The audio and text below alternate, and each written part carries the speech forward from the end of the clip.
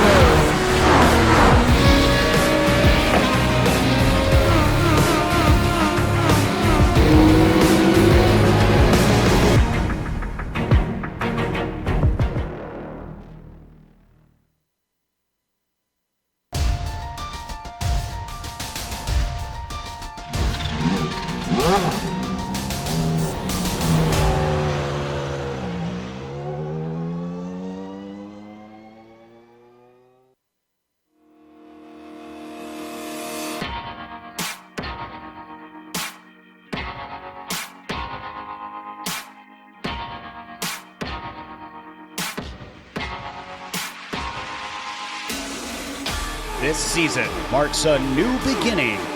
Witness the raw power, iconic sound, and pure speed from the historic Lotus 79. Experience the competition and glory days of early 80s open-wheel action. Watch as drivers wrestle these ground effects cars into submission. Drivers will face off wheel to wheel. For some, it's a chance at redemption. For others, an opportunity to make a statement. All sharing the same goal, to be crowned champion. Who will be victorious tonight? The Lionheart Retro Series presented by Butt Kicker starts now. It's the place they call the Brickyard. For more than 100 years, drivers from across the globe have come here to fight for a chance to be a part of history, whether it's during the Indianapolis 500-mile race or the Brickyard 400 in stock cars.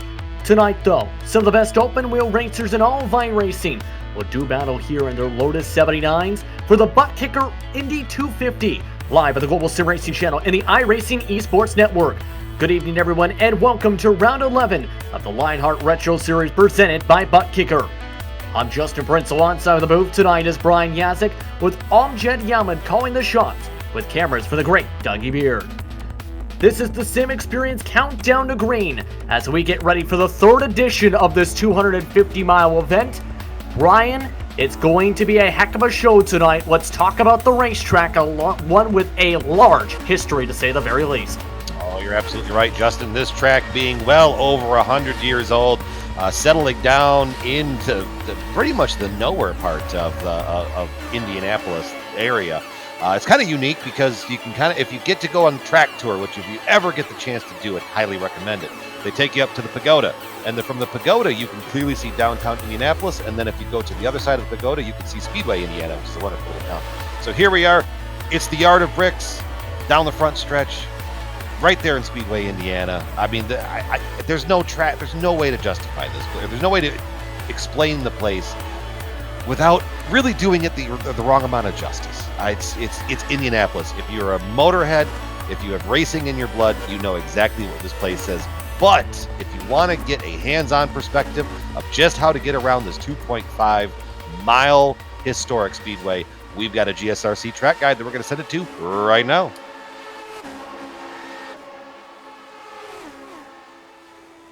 Hello everyone and welcome to the Global SimRacing Channel. I'm Brian Yazek, taking you for a spin around the Indianapolis Motor Speedway in the Lotus 79.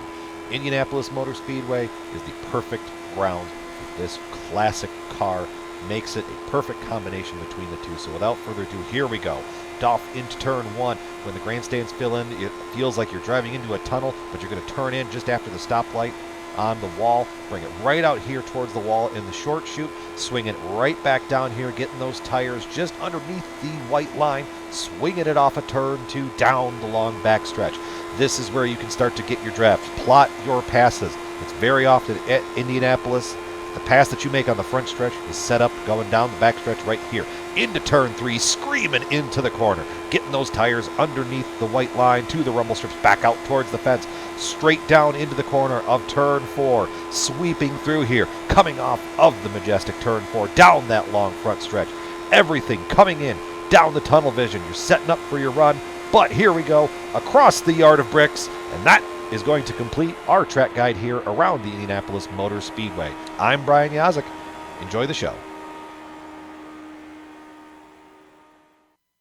And that was our GSRC lap guide around the Great Brickyard.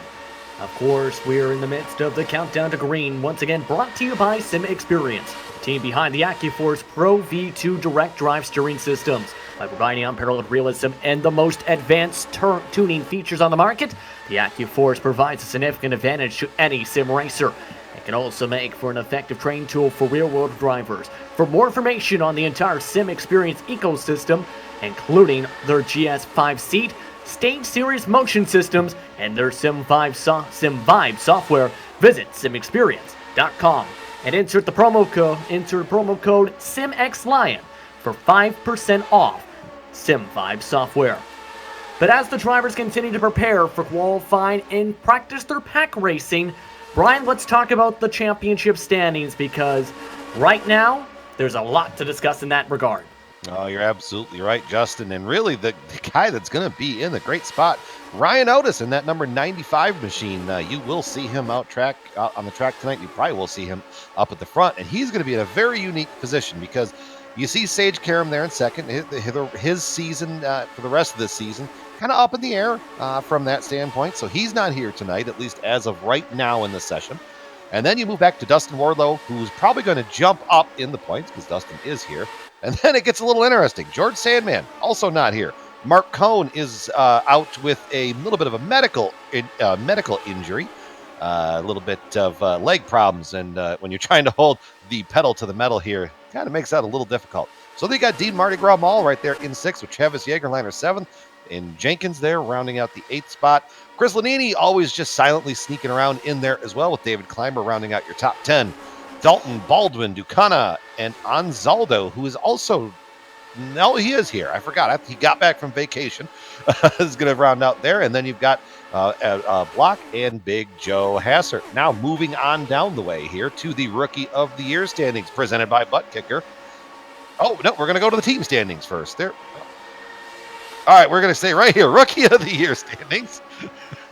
Sage Karam leading that by George Sandman. And the top 3 in rookie standings also, like we've said, not here. So that's going to be a big opportunity for Dean Mardi Gras Mall there in that number 31 machine to make some headway on the getting towards that Rookie of the Year standings, with Paul Jenkins very close behind him. David Clymer, Chad Dalton, Taft Baldwin rounding out the 8th. The left side of your column there with Finney Ducana, Eric Block, and Corns, and everybody else on the right side. I could read down that list, but hey, you can see it. Don't have to read that. So now we're going to move to the team standings. And Bam! There it is right there with Raven Motorsports Black with Ryan Otis, James Paulson, sorry, and Dustin Wardlow leading very commandingly over NLR Sim Racing with basically 2/3 of them not here. Raven Motorsports Silver, the other half of Raven Motorsports, obviously, sitting there in third with Firefly Racing fourth. And rounding out your top five, Riding Shotgun Motorsports. That should be a team name that is familiar to anybody here that watches us on the Global Sim Racing Channel from the Major Series. So a lot of noteworthy teams. That was again presented by PlasmaTracks.com for the team standings. But today's weather, we'll see it at 85 degrees Fahrenheit, the air temp. But the track temp currently at 107 degrees Fahrenheit, cloudy skies. But keep an eye on that wind total. It is currently going to the south at a strong, gusting 14 miles per hour. That is from turn 1 and heading towards 3 and 4, meaning drivers will have a push from behind down the back, but drive straight into the headwind down the front stretch, Brian. And you absolutely feel that from the cockpit, Justin. Having run this race last year and run this series and run these cars, I mean, every little bit of aero is going to add up, and especially with the Lotus, not making the horsepower of the modern machines, obviously. I mean, if you watch the IndyCar series that Lionheart puts on last night at Charlotte Motor Speedway, those cars were going in the draft 230 going into turn 3, and things happen very fast at that speed, mind you. But with these cars in the draft, they're topping out somewhere around 195. So what happens there is you get these big rolling blocks of cars that can't necessarily get away from each other.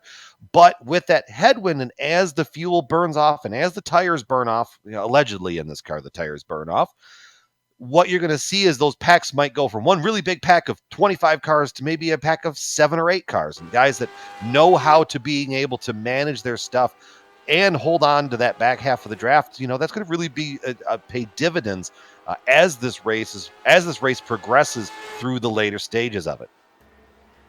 Indeed, there's a lot to discuss on top of that as the race progresses for sure. But of course, let's talk quickly about the series details presented by Minus 273. Of course, we're in Season 3 of this prestigious series.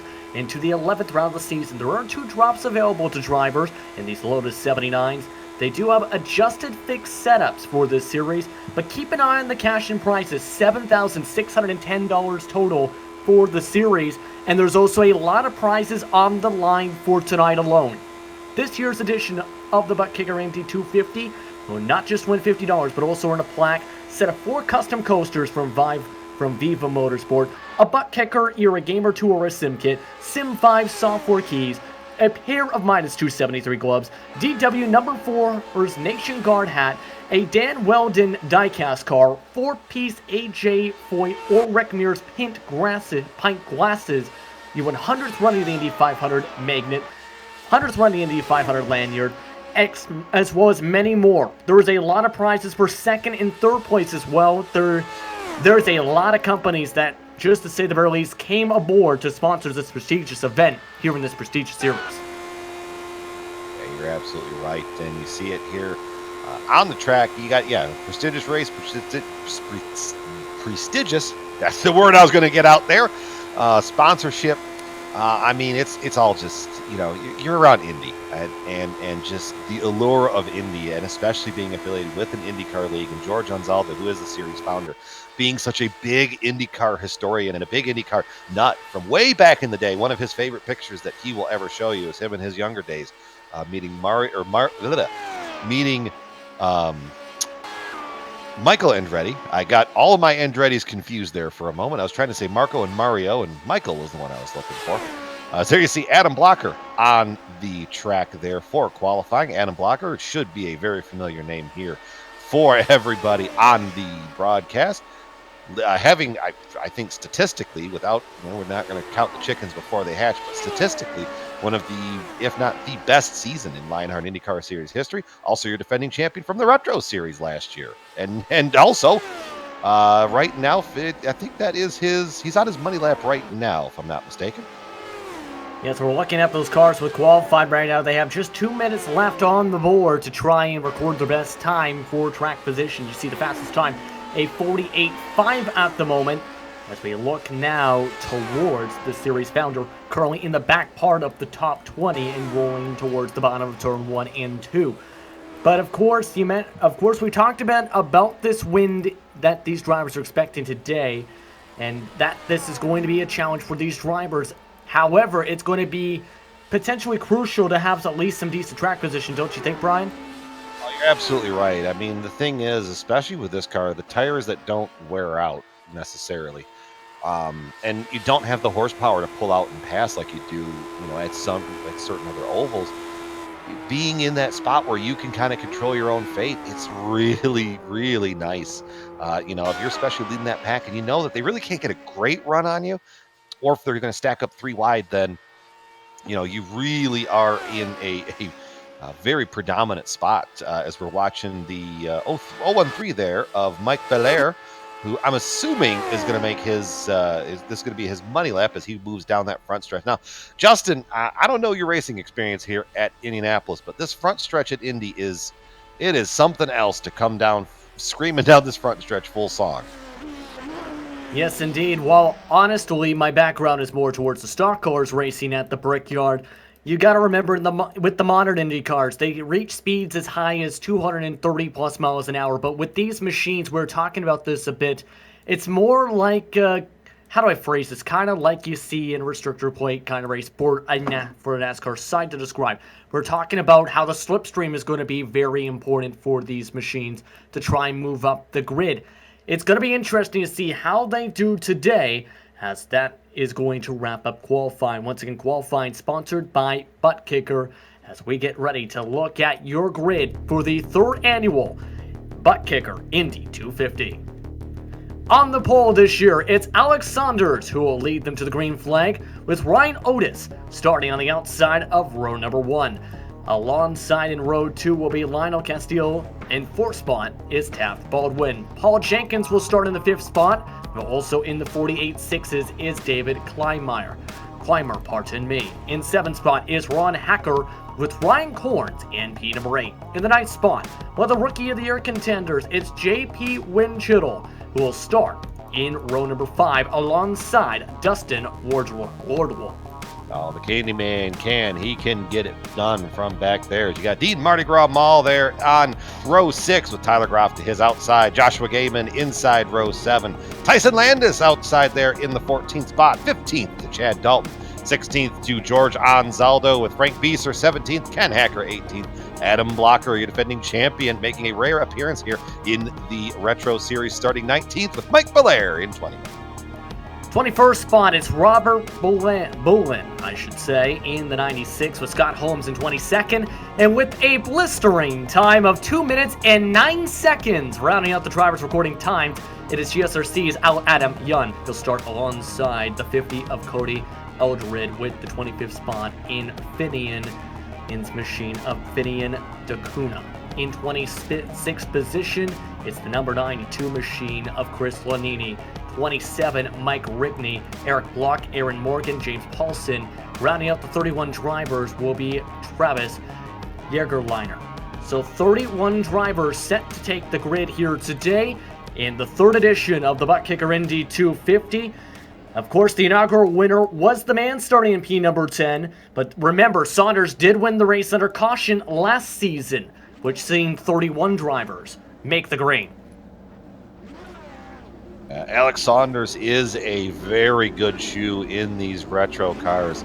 Was just an absolute force last season to be reckoned with, and missed out on the championship by really, I think, what boiled down to about 2 spots by the end of the season. So having that consistency and having that strength there, and then seeing Adam, Alex, my apologies there, who's been mostly part-time this year with different life predicaments keeping him away, and that real thing called life outside of the virtual world that keeps us from having all sorts of fun, keeping him away. But hey, you know what? You can stay out of the seat, but the speed is still there. So there he is on pole. I'm also looking at Lionel Little Train Callisto there, right behind him in the 3rd spot. Lionel kind of had a very up and down season, and really, like I said, if you're used to that name from the Major Series, seeing Lionel struggle and not be, let's face it, dominant. It's got to put you back a little bit. But with Indy, magic can happen. You can win from anywhere. I mean, it was a couple of years ago, J.R. Hildebrand was going to win the Indy 500, and coming off a turn 4, crashed. And that's when Dan Weldon got his Indianapolis 500 win, months before he unfortunately left this world from us. But that's Indy. It's just the magic, and it's going to be a great show here for these for the Retro Series. Absolutely, these cars all set to go, and Alex Saunders will bring them to the green flag of the purple and black number 13 machine. His qualifying time set the new series record. Before then, it was owned by Dan Gurin, who had a 48.539, about 14/100ths quicker with Saunders in this year's edition of the Butt Kicker Indy 250's qualifying session. Pace car is off the track. To the green flag they go. Saunders leads them into turn 1. We're underway for the 3rd annual Butt Kicker Indy 250.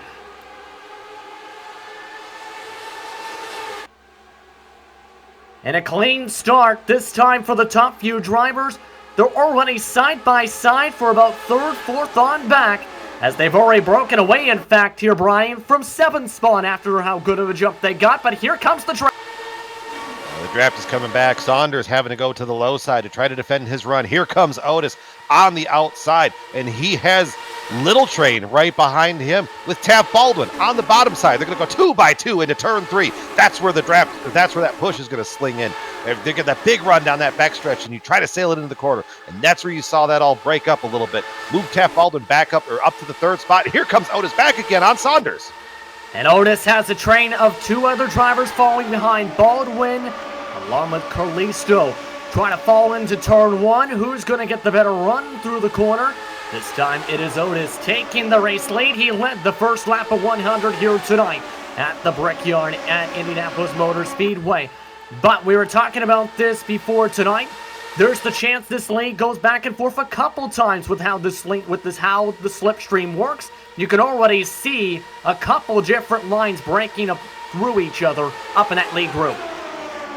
Yeah, and really what you were seeing right there is Baldwin could have pulled out and made that 3 wide, but very, very early here. I mean, we are just completing lap 2, so maybe not quite time to pull out all the tricks and show everybody just what you have. So we talked about it at the start. They kind of all split up a little bit and formed 2 packs. Now we've got one big snarling pack. I would probably venture about 20 cars deep, with Mike Belair rounding out the caboose of that train all the way back there in that 20th spot. You're looking again with Otis on top of the Sim Experience onboard camera as he continues to lead the bottom group now. You can see Baldwin along with Callisto still working together on that bottom side of the racetrack, but they're currently working 2 by 2 at this point. The gap from 1st to 15th only, Brian, about 1.3 seconds. That's how on top of each other they are early going. You're absolutely right, and this battle for the lead just does not want to stop. I mean, Alex Saunders, Ryan Otis trading it back and forth, lap by lap. And what the thing is that Otis is probably going to have to be careful for, especially right in that bottom. If you take that corner too sharp and you kiss the apron there, the rumble strips with these cars, it definitely is going to send you right around without any warning. And you're pretty much going to have to just hang on at that point. But here comes Baldwin getting a big run. Callisto getting a run. Everybody's just kind of falling in line. Dean Mardi Gras Mall back there. He's moving up through the field as well. He saw him just that multicolored machine just beyond the edge of the black and red cars. Getting a good run here, moving through the field. Kind of slicing through the pack. As you get these big packs, you can move around a little bit and try to gain those spots up. But right now, Dean Mardi Gras Mall to the outside there for the 10th spot. You can see them up on your screen, in fact, continuing to try and shuffle about here. But you mentioned the discussion again on that bottom line and the risk of the rumble strips. However, we're already seeing, it looks like, at least down the straights from the corner exit, a little bit quicker. Your thoughts on the drivers who are currently trying to get that top line to work and keeping that lead in part side by side in this pack? Well, what we're seeing right now, Justin, is a lot of give and take. I mean, if this was 5 laps to go and not lap 5, you would probably see Alex cutting down a lot more on the exit, trying to stall the run from Ryan Otis off the bottom. Right now, everybody's giving themselves lots of space. They know it's a series of a lot of veterans with a lot of laps underneath their pedals as they see Saunders get a big run, getting the lead back that time. So a lot of these guys know, long race, this is the crown jewel event of the year. You don't want to be the guy that causes the first accident on lap 6 for doing something stupid. I agree with you. You don't want to be that driver to cause the first caution of a major prestigious race like this one as they continue to shuffle things about. You're looking on board with Wardrow from the right side, rear wing, currently working on the bottom line again. First to 15th is now only within about a 1.2 second gap. And that's how much drivers are currently having to work through in terms of the race cars. But now at this point, it's still early on in this race. Should note that the fuel window is around up to lap 35. Expecting about a 2-stopper for today's race. Your thoughts, Brian? Probably right about in that ballpark.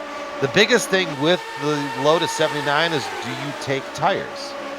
This car and this machine does not tend to burn through tires. So, I mean, we've seen it a lot. Dustin Wardlow has won the last 2 years at New Hampshire by staying or by not taking tires at all throughout those races. But, you know, with Indy, I mean, Indy does burn up the tires. So it's going to be a call. I mean, do you take it maybe on the first stop? Do you maybe take it on the second one? You know, where do you want that to come in? Or do you not take tires at all? I mean, here we are. We're going right on board here with Lionel Kalisto looking up. And you just, at this point, you're just trying to feel out the car. You might have a good idea, but you're still trying to plan. You're figuring out where you want to be, where the moves are going to be.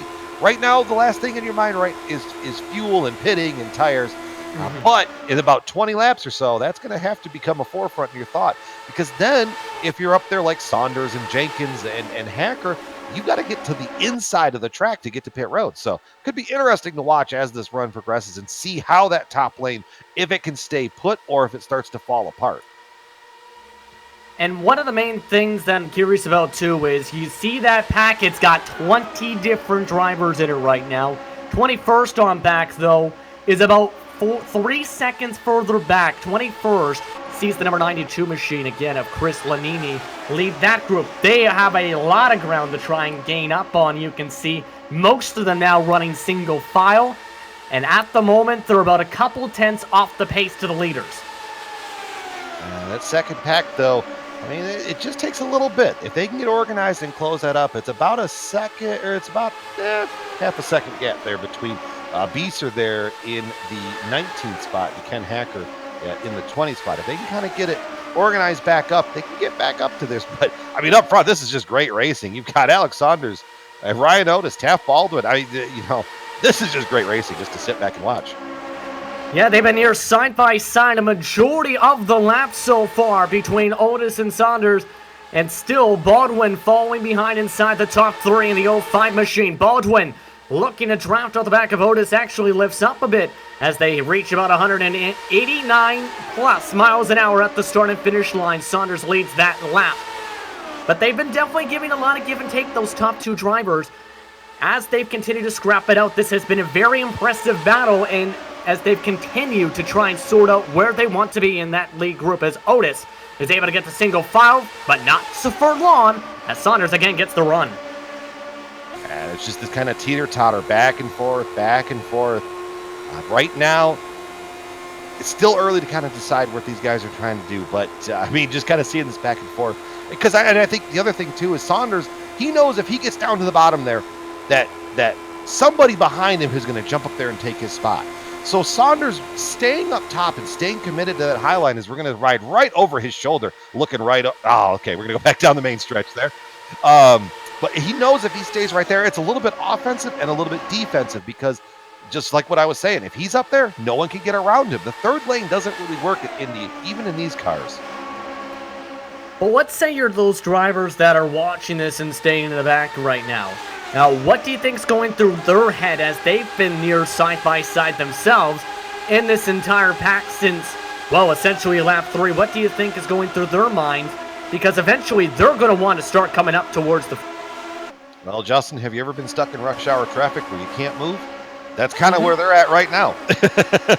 I mean, as this run progresses, they're, you know, if you're looking back around that 10th spot, you know, with Dustin Wardlow, Tyson Landis, JP Winchell, Tyler Groff, you kind of can't go anywhere. You're just kind of stuck riding where you're at. Oh, so, trouble! Couple cars around, caution flag is out of the back of the lead. put it out. Looks like Gaiman, the 61, definitely is involved. Oh, and the second group is crashing hard into it. Chad Dalton was involved. James Paulson involved. Multiple different drivers. Let's take a look at the GSRC replay because this had two different stages of run. Oh, yeah, there's all sorts of things going on here. Yeah, and you can take a look. This is in the lead group were initiated, I believe. Yeah, George Anzaldo got a part of that. Then as they kind of just rode through the track, oh my goodness. Gaiman got a lot of help. But did he check up? It was ahead of him, and it was just a stack up. I was going to say, you can see that check up there from in front, and just nowhere else for him to go, because no one, I don't think, was expecting that. Well, I mean, if you're going into the corner at 195, the last thing you're expecting is the guy in front of you to stop. But the worst thing is, after that, the second group of drivers, I don't think, had an idea that was going on, and ricocheted into the cars, including that one bouncing around. You can see them at full speed slamming in. At least 2 to 3 others joined in the second part of it. This is where I'm going to get it. This is where people are not going to like what I have to think. But caution's been out for a number of minutes. So if you're going in there full throttle, I got nothing. Nothing's going to help you at that point. And you can see we're on board with Jose, or alongside, as with George, as he got bounced. Yeah, with George, you can see how much he got pinned, pawned around. But either way, lots of cars with damage. First caution on lap 12. Again, in the first season, had just 1 caution. Season 2, though, seen 10 yellow flags here. And now it's going to be the question of what do you do if you're the drivers just 13 laps in, Brian? I mean, with these cars, if you pit now with 88 to go, it doesn't really save you anything. I mean, the advantage now, you're heavy on fuel, but then you're light on the other side. Oh, and Saunders came in, but everybody else ditched him in the top 10. Oh. I wonder if Alex Saunders knows the Three Dog Night discography, because right now 1 is the loneliest number that you ever knew, unfortunately. He's got a couple takers back there. But so here's the thought process now, is that at the end of the run, you are going to be able to be much faster because you're going to be much lighter on fuel. And the benefit, too, you mentioned that. I have to agree that's honestly something I prefer a little bit. 13 drivers stayed out. They're going to be on a different pit strategy now for this race. Yeah, and this is where you're going to kind of see that split happen as it goes on. And there were drivers talking about this potentially before the race started in a month's or viewership, that there is the chance we might see drivers try a 3-stopper. Well, that might open up that equation for if you have to take a 3-stop. I mean, it's going to be 2 stops no matter which way you slice it. But where you take those and split those runs up, I guess that can be kind of where it's interesting, because where these guys are at right now, and we're already 1 to green. That's kind of the interesting part here, too. So we're going to come back down with 86 to go. Let's take 33 off of that.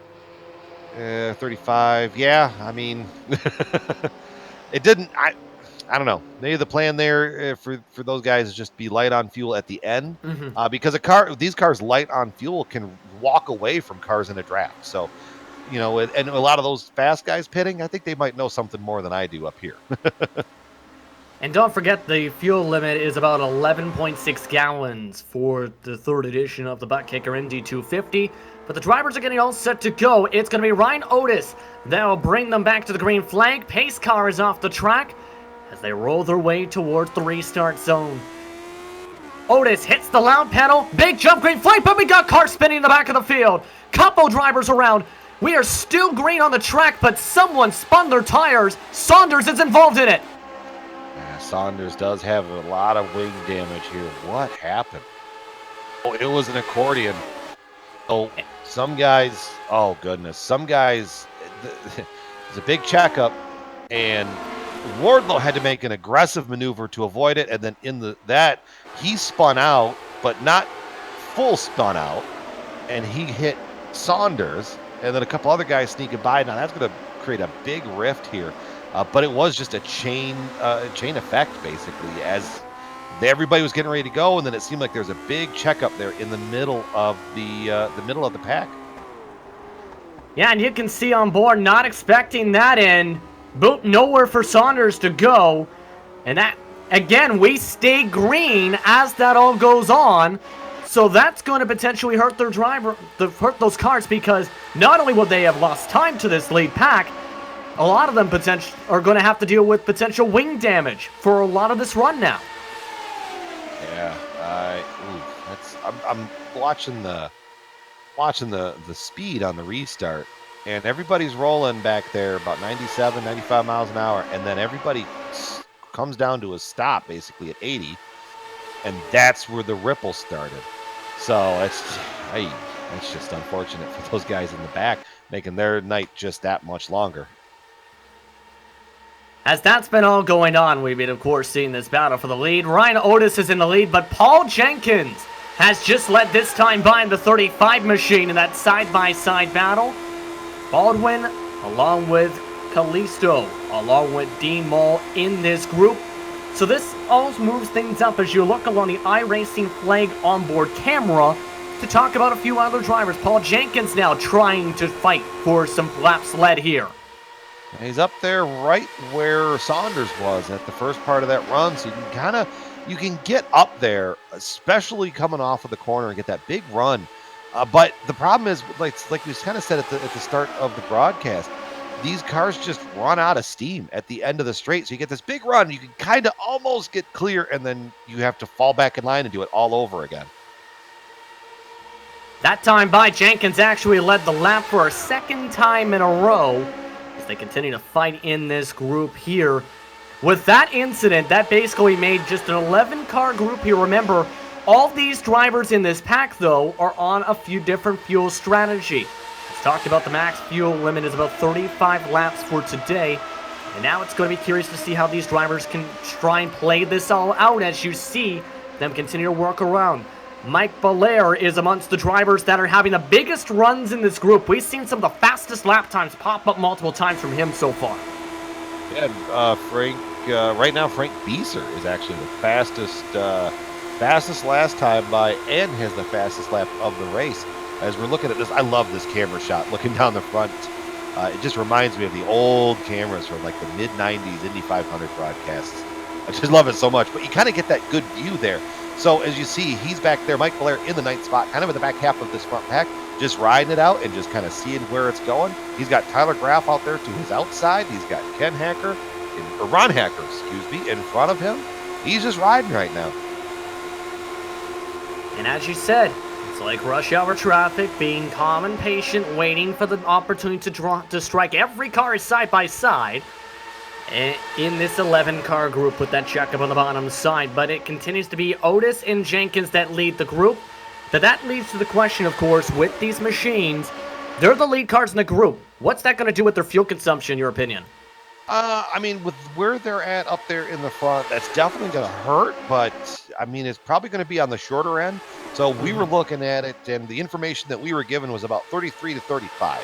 So if you're Ryan Otis, I mean, the caution probably helped there just a little bit, but it would not surprise me to see Otis and Baldwin and Jenkins and some of those guys that were up at the front, for them to pit first, and then maybe a lap later, guys like Belair, Hacker, Winchittle, Groff, guys that are kind of in the middle of that pack being able to really pedal it.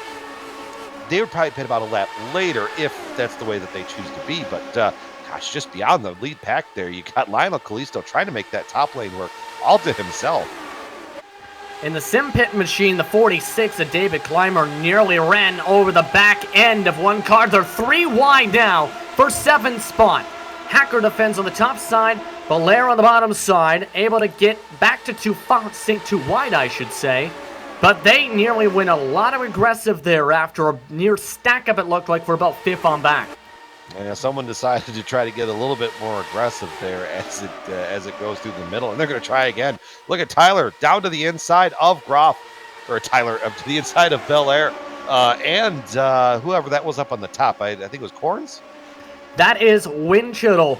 Oh, that is now being forced up the track and losing a spot that time. Graff That move actually works, going through into turn 3, and moves them now up into P8 on the board, into now the 4th place on the top. I think it was Doyle Brunson, the legendary poker player.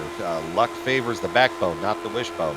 And if you're a guy like Tyler, who's really, I mean, let's face it, he's not in any points contention. He's just showing up because it's Indy.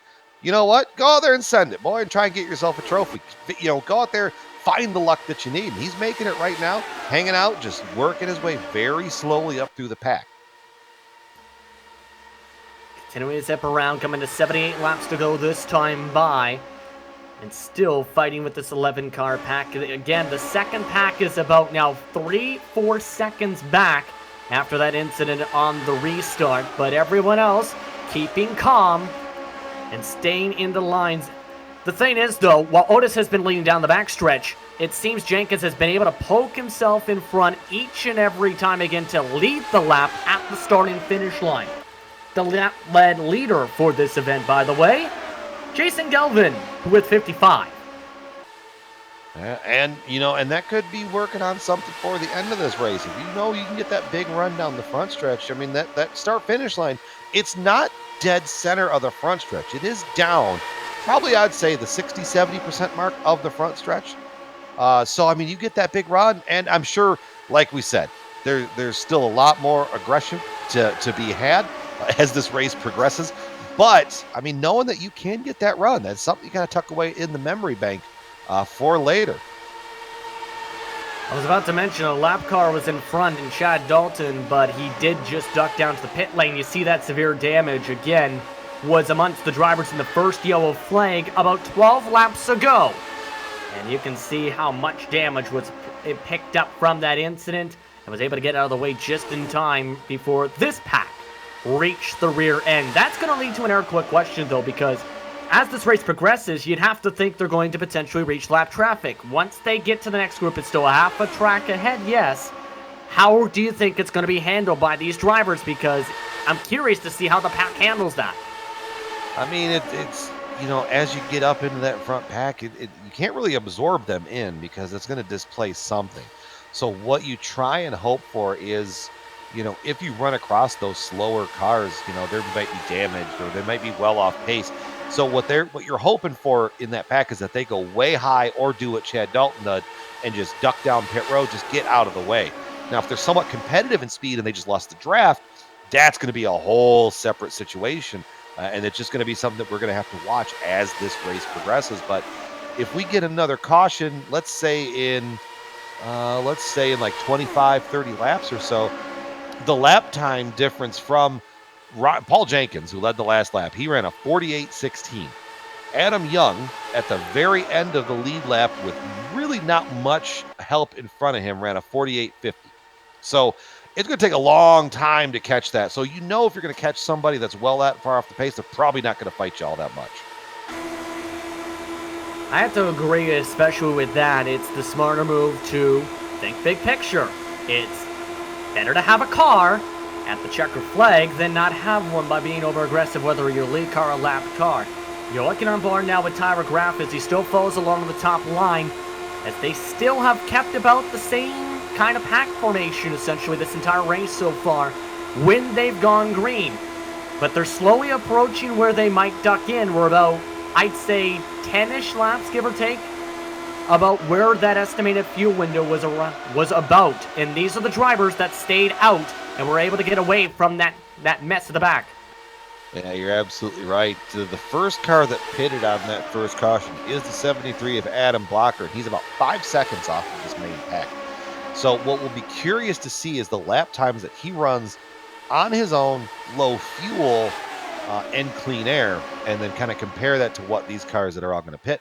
I mean, the problem too is if you have 11 cars that are all going to be ducking for pit road right about the same time, that Indy pit road gets very, very congested very fast. So not only going to have to watch in front of you, but you're going to have to watch the mirrors behind you as you come in and try to do what you can to not get run over from behind. And we've seen that in practice, drivers being able to charge in, because something drivers may not know that at this track, if you have the IndyCar Oval, the cones are much more deeper in the pit entry compared to a lot of the other series that you see on the iRacing circuit. Yeah, that cone being set in there just a little bit allows you to get that little bit of extra oomph coming down that front stretch and try to get everything you can.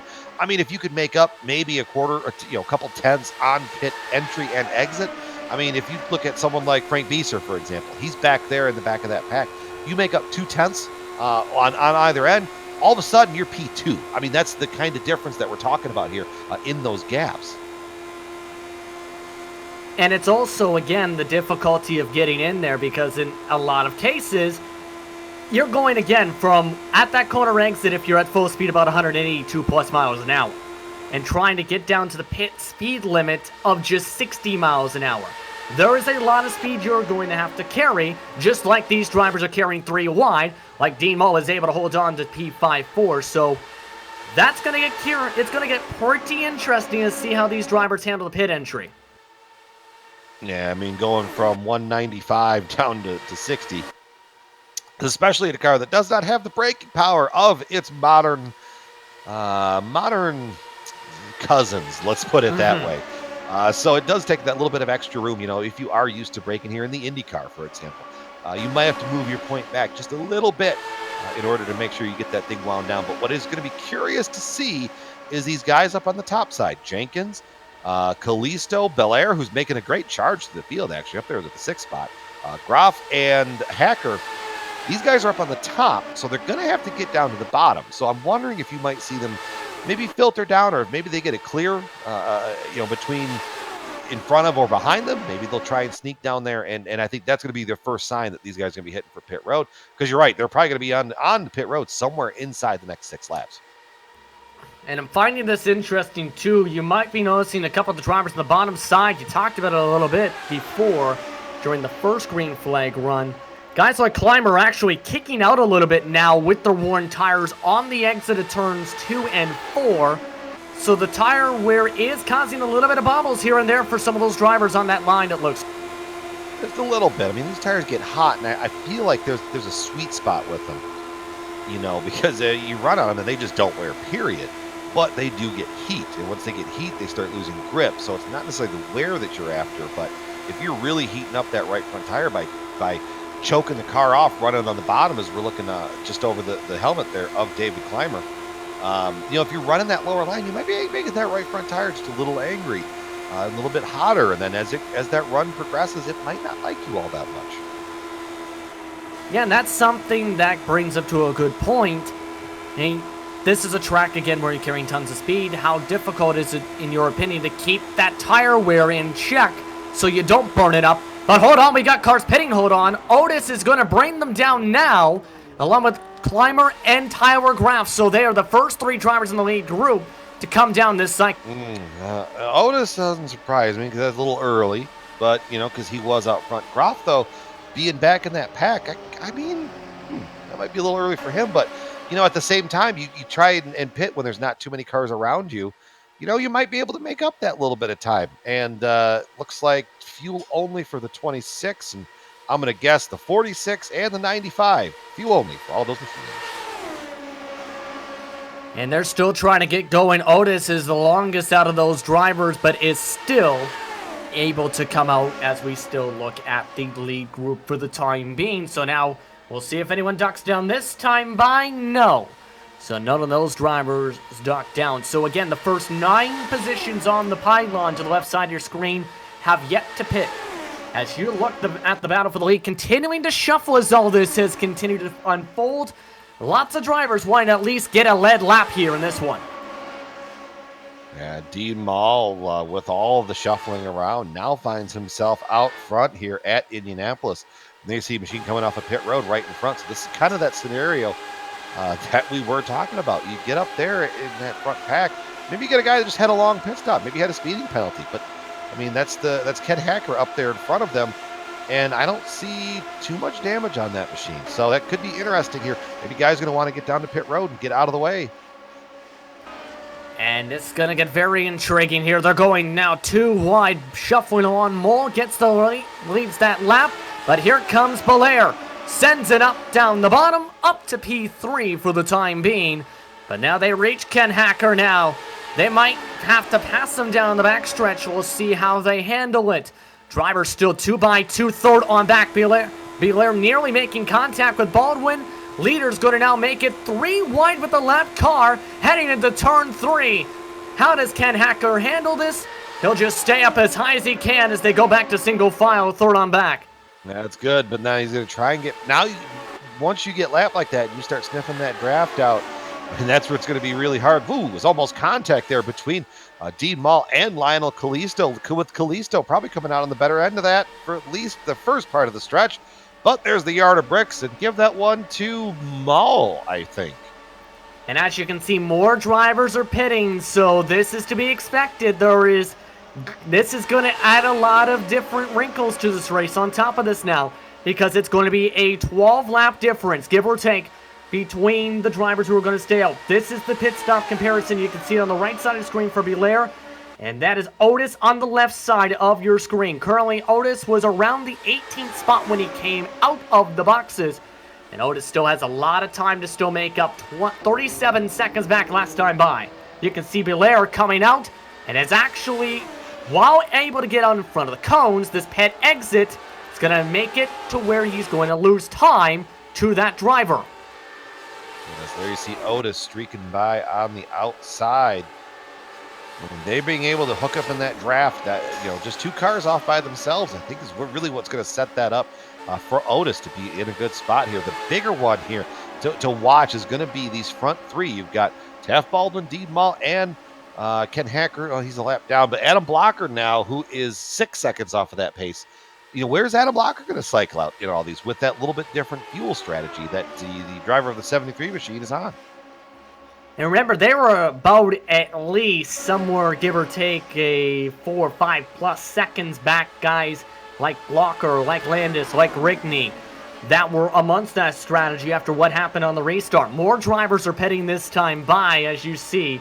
And once them is Mole this time by, stretching as much as he can on the fuel. Again, look at the time for Otis, 11 seconds in the stall, 37 seconds, .912 in the pit lane.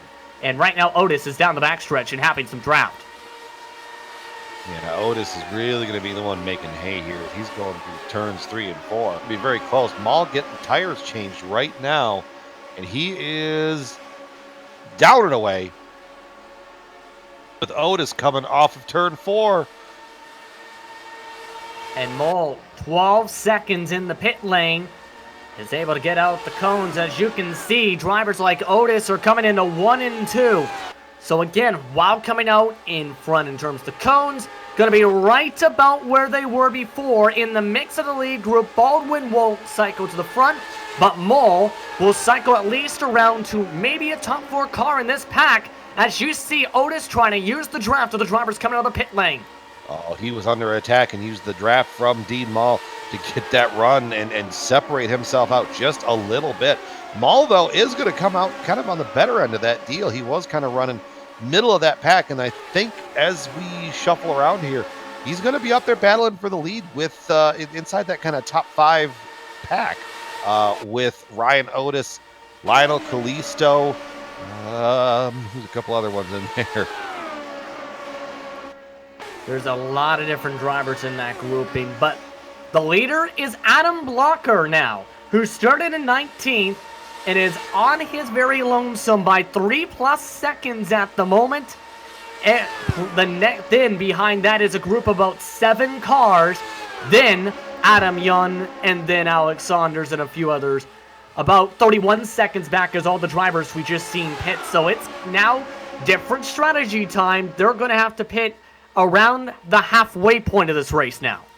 Yeah, and just looking at the lap times, Adam Blocker was a 48.42. Ryan Otis was a 48.33. So right now, Otis, once this all cycles out, this should be the battle for the lead between Otis and Kalisto and Clymer and Baldwin and Machittle. Yeah, because again, it's about a 9-10 second disadvantage by the time you factor in the pit lane delta potentially for these drivers. As you look on board from the lower part of the front wing, again, this is Takuna you're looking along with, as this is again the current race leaders. Takuna now up to P4. Aaron Morgan's in fifth at the back of this group. Eric Block, along with Scott Holmes, along with Chris Lanini, and the drivers that are doing it out, Tyson Landis, trying to battle it out with Mike Rigney. This is again the battle for second spot as they try and reel in Adam Blocker. So this is a chance for these drivers to get a chance to show what they can do on this different strategy. Well, they're picking off Blocker probably about a tenth and a half or so each lap. I mean, 48-36 from Blocker last time to 48-19, 19, a 19, a 21. So, I mean, all those guys up there in that pack are catching Blocker. I mean, Blocker is probably playing the long game here, so we will see, kind of how that's going to shuffle out for him. But, I mean, he's going to be able to be real light on fuel at the end of his race. So he was probably approaching it like a road course, per se, with pitting very early on. You can see the lap comparison right now and how much time Blocker is losing being on his very lonesome in the 73 machine here. So Adam Blocker continues to try and pull away and try and find speed, but again, it's hard to do with the slipstream, as we've talked about a bit. Right now, again, a couple tenths lost the lap, only about a couple miles an hour slower down the straights because of, well, not having drivers around to push forward. And something I've just been reminded of. So Ryan Otis, up there in that number 95 machine. Mm-hmm. Usually, when you run these races, you've got the comfort of your own home and you've got your familiar steering wheel and all that stuff. Not tonight. Otis is running from a campground on vacation. Oh, really? Yeah. So if you're out there and you're missing time, I mean, it's possible. You can run anywhere. That's actually an interesting point now, because it was seen with some of the various series, drivers having to race in hotel rooms. First time I've heard of a campground, though. In your opinion, how difficult can that be? Because I'm thinking, when a campground, I'm thinking bunch of trees around. I don't know what else to think, because I'm thinking trees in a tent. He's either got the greatest campground Wi-Fi around, or he's hot spotting, maybe a cell phone or something like that. But the other thing too that we talk, with people being able to go out and travel and take their rigs with them to an extent, VR has been a huge help, because now, if you have a laptop that's powerful enough to run iRacing on a single screen, you plug your VR helmet into it and you've got your full capacity right back, just like you're having at home. So I think that's really kind of helped that out as well, I feel. I agree, honestly, with that as well, because that can definitely help to see various viewpoints that you might see not even with triple monitors, to see, say, where drivers are in this kind of a pack, to see exactly where you need to be if you need to shuffle around and look to your left without having to press a button, or an exact point to see, do I have potential damage? It's an absolute positive here. When you combine that with, say, well, the AccuForce equipment from Sim Experience, that can definitely be a positive. Yeah, it's something I kind of forgot about, and then I tucked it back in my memory from somewhere, and we're just kind of waiting to come back around. So just keep an eye on that as this race progresses. Adam Blocker still leading out front in that number 73 machine, but he's got to look out his rear view mirror, or at least look out the side mirrors, with the open cockpit there. And that big pack behind him of Landis, Ducana, Rigney, Aaron Morgan, Eric Block, Scott Holmes, and Chris Lanini, they're coming. They are going to catch Adam, and I'm going to say it's going to be very, very close to where the pit cycle is going to be. Finian making a move there to the inside of Landis for second at the moment. And even with all the shuffling again, they are still running quicker again. That is actually Takuna working right on by. Landis allows the cycle forward for the 94 machine, as they close the gap now to 2.48 seconds through turn number 4 this time by. 55 laps to go at the stripe for the butt kicker Indy 250, and it's been a very calm race. Currently on pace for what could be one of the quickest, if not the quickest race in the history of the series at Indianapolis specifically so far, here in the third edition of this event. Each year just gets bigger and badder than the next, and here we are, with a lot of different strategies to unfold, especially as this race progresses. We're not even halfway yet, so we still have a whole nother half of this story to tell here at the Indianapolis Motor Speedway. There's a lot that can happen. Again, remind you, for those that are just tuning in, the drivers you see up on your screen in the lead group had pit during a caution on lap 12. So in a different pit strategy and fuel cycle, 12-lap difference between everyone about P15 on back. So these machines will have to pit around the halfway point of the race. That would potentially put them in line, though, to have less fuel for the final stint compared to these cars. And with these cars, especially as the fuel burns off, they get lighter, they get faster and faster and faster.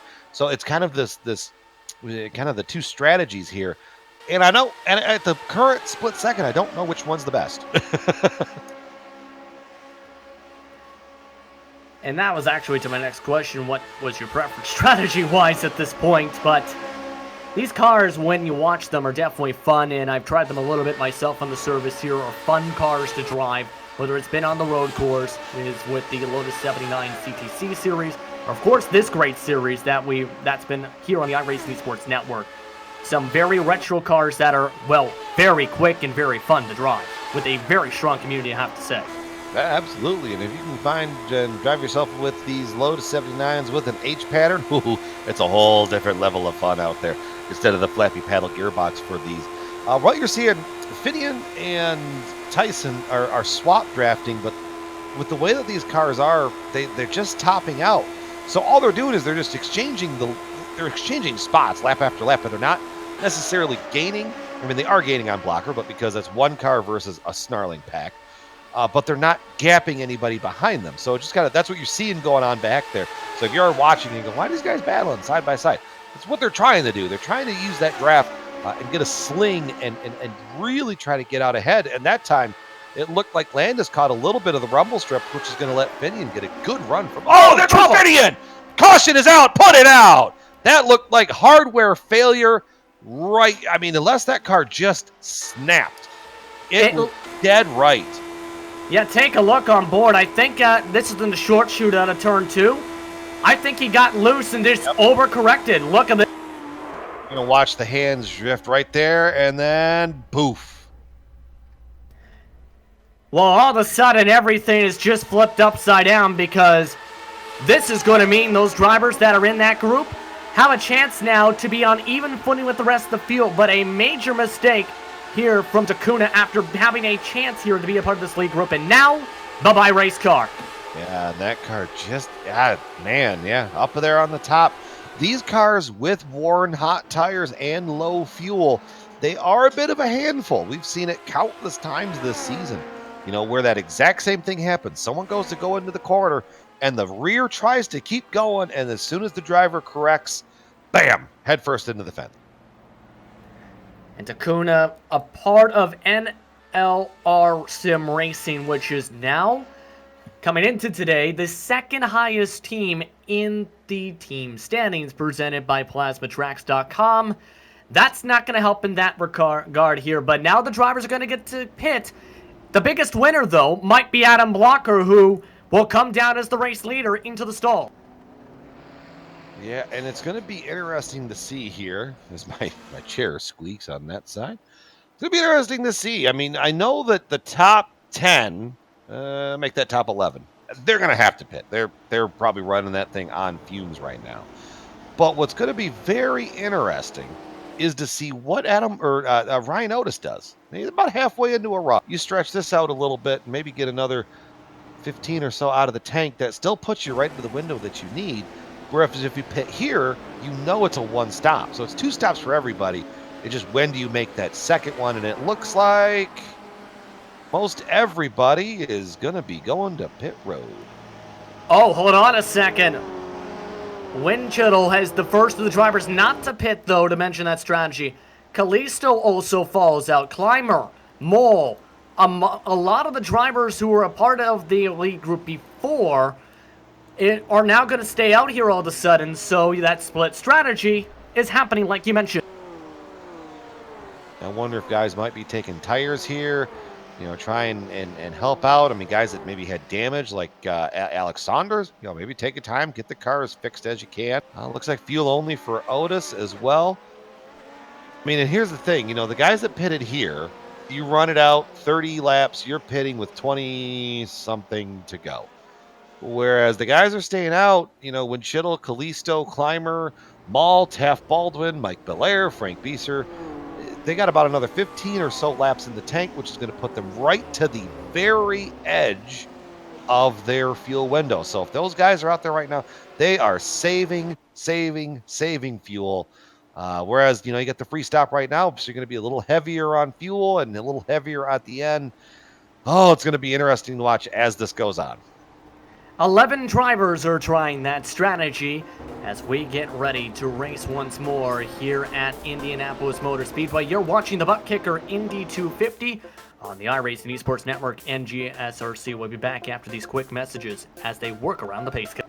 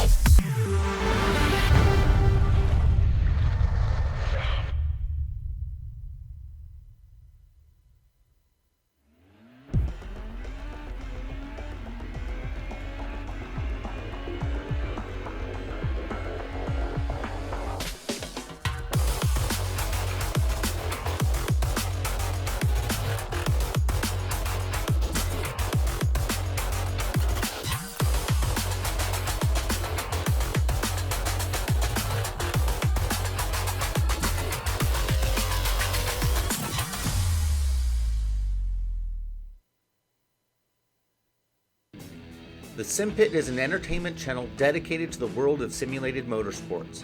The Sim Pit is a leader in providing the sim racing community with news, reviews, interviews, DIY pieces, and instructional videos to make sim racing a better experience for all. Check us out at thesimpit.com or go to YouTube and just search for The Sim Pit.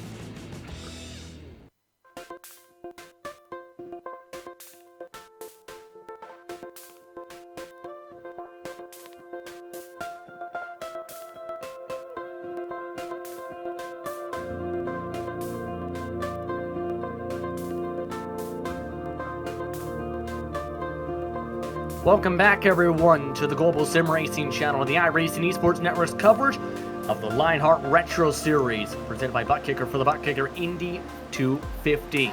11 drivers trying a different pit strategy here, looking to stay out and have lighter fuel to the end. Everybody else took the free pit stop. 48 laps to go when we get back racing as the pace car gets ready to head down the pit lane once more. It's going to be J.P. Winchittle in control of the field. Up and away it goes. Back to racing we go once more here at the Brickyard. And there's another janky restart right there. And I don't know what is causing these restarts that causes half the field to check up. I mean, usually, I don't know. Make of that what you will. But little sponsor plug. If you do use that Lion 25 promo code, it does get you a little percentage off there. Indeed it does. Indeed it does. Drivers, though, fighting for the lead and walking for a little bit extra in terms of position on the track. That is going to be Lino Callisto up to the race lead for the time being in that grouping. Driver on the bottom side is David Clymer, side by side now with Winchittle. But you can see how much the slipstream is a factor 3 wide down the front stretch. That lead lap is going to end up going to David Clymer in the 46 machine, as he's now got the race lead on the bottom side, just barely avoiding both the grass and the rumble strips. That's just absolutely aggressive driving on the front end of the pack there. Otis is making some moves back there in the pack as well. He took him 3 wide, as you were talking 3 wide. You had eyes on the front, I had eyes in the middle. You're seeing them all over the place. As the laps are winding down here at Indianapolis, the aggression is going to start to ramp up. And remember all those guys that were given room earlier? Well, they're going to start taking that back as this race starts to wind down here. It's going to get very curious to see how this is going to play out. Now, we had just 2 yellows so far tonight, on course for the least amount in the history of this event so far. Just 5 for 15 caution laps prior to this evening. The fastest driver on the racetrack last time by, you see down the upper corner of your screen, was Ron Hacker, who is in P10 at the back end of this group. And that was the fastest by far tonight. Again, a 47.539. And that evens up the track record, in fact. I mean, Ron's back there. He's got a big hole of air in front of him. He's just got that thing floored and hanging on to it. Probably with if he somehow worked a small cigar under that helmet. If I know Ron, that's exactly what he's got going on. That leads to a quick question. How would you drive with a cigar in your helmet? Especially, say, if you're this 3-ride group where you're trying to fight for the lead once more. It's going to be hard to, wouldn't you think, to do so? I mean, you would think, but hey, you know what? If you're making risky maneuvers, it gives you something to bite onto as you're trying to hang on to it. Win Chittle going 3 wide down the front stretch. Maul getting aggressive. They're going to go 3 wide down the middle of the backstretch here at Indy. Dean Maul in the middle of that sandwich with Taft Baldwin lurking behind him. Tyler Groff coming up in the back of that pack as well. They're still going to go 3 wide through turn 3. Kalisto tries to hold on towards the top line of the 97 machine. Forced to burp the throttle. Mole still in the middle. Winchittle now rides the bottom side. 3 wide, 2 rows deep now at the front of the field. This time it's going to be Kalisto leading this time by. Still 44 laps to go as they continue to fight aggressively up at the lead of this group. But as this is all shuffling, this is allowing a couple more drivers behind them. That group at 3 wide you mentioned in the middle, they're reeling in this group now as they've gone really aggressive as they continue to get close to their window now. Well, Dean Mall went from the middle to the top, and Lionel said, you know what, no, I'm going to come back and take the bottom back. His little train moving back to the lead there in turn 3, and he's bringing Mike Belair with him. Belair getting a big run from the middle of that pack. These guys are racing side by side by side. It looked like the start of the Indianapolis 500 back there as they're 2 rows, 3 by 3. And there you see Lionel going all the way down the front stretch while trying to block the inside run, but they're going to go 3 wide down the middle. And there goes Belair into the lead from turn 1 at Indy, but he's not quite clear yet. Here comes Kalisto on the bottom through the short chute. And Kalisto again looking to ride down, just avoiding the bump in turn 2's corner entry apex. Trying to hug that bottom line and allow the drivers to fight on top on the racetrack. Nearly getting pinched up to the wall that time. It was a move by Mike Belair. Almost put up in the fence from the block from Dean Mall. Drops back down to 2 wide. But again, this group is about to go from what is currently 10 cars to potentially up to as many as 14, because just about a 2-second gap in closing back is a group led by drivers like Adam Young, you see in the backdrop. Adam Young, who's been hanging out there with Adam Blocker. Adam Young starting out 23rd on the field right now.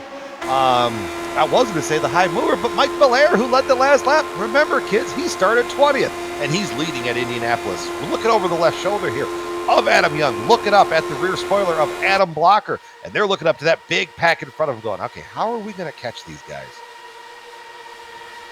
Gonna need to continue to work together, because right now their times are a little bit faster, if not dead even, to a majority of the drivers that are shuffling around in this pack right now. 41 laps to go this time by. Drivers bobbling at side touch.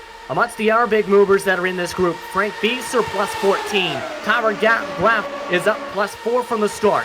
Adam Young, as mentioned, was 11. Aaron Morgan plus 15 in second grouping right now as they continue to shuffle along. But however, Kalisto is still in command of the pack because, and I'm liking the way he's doing this, he's staying on the bottom and letting them fight above him, and I've seen this work a lot of times in various different types of open wheel cars, modern and retro, like we're seeing tonight.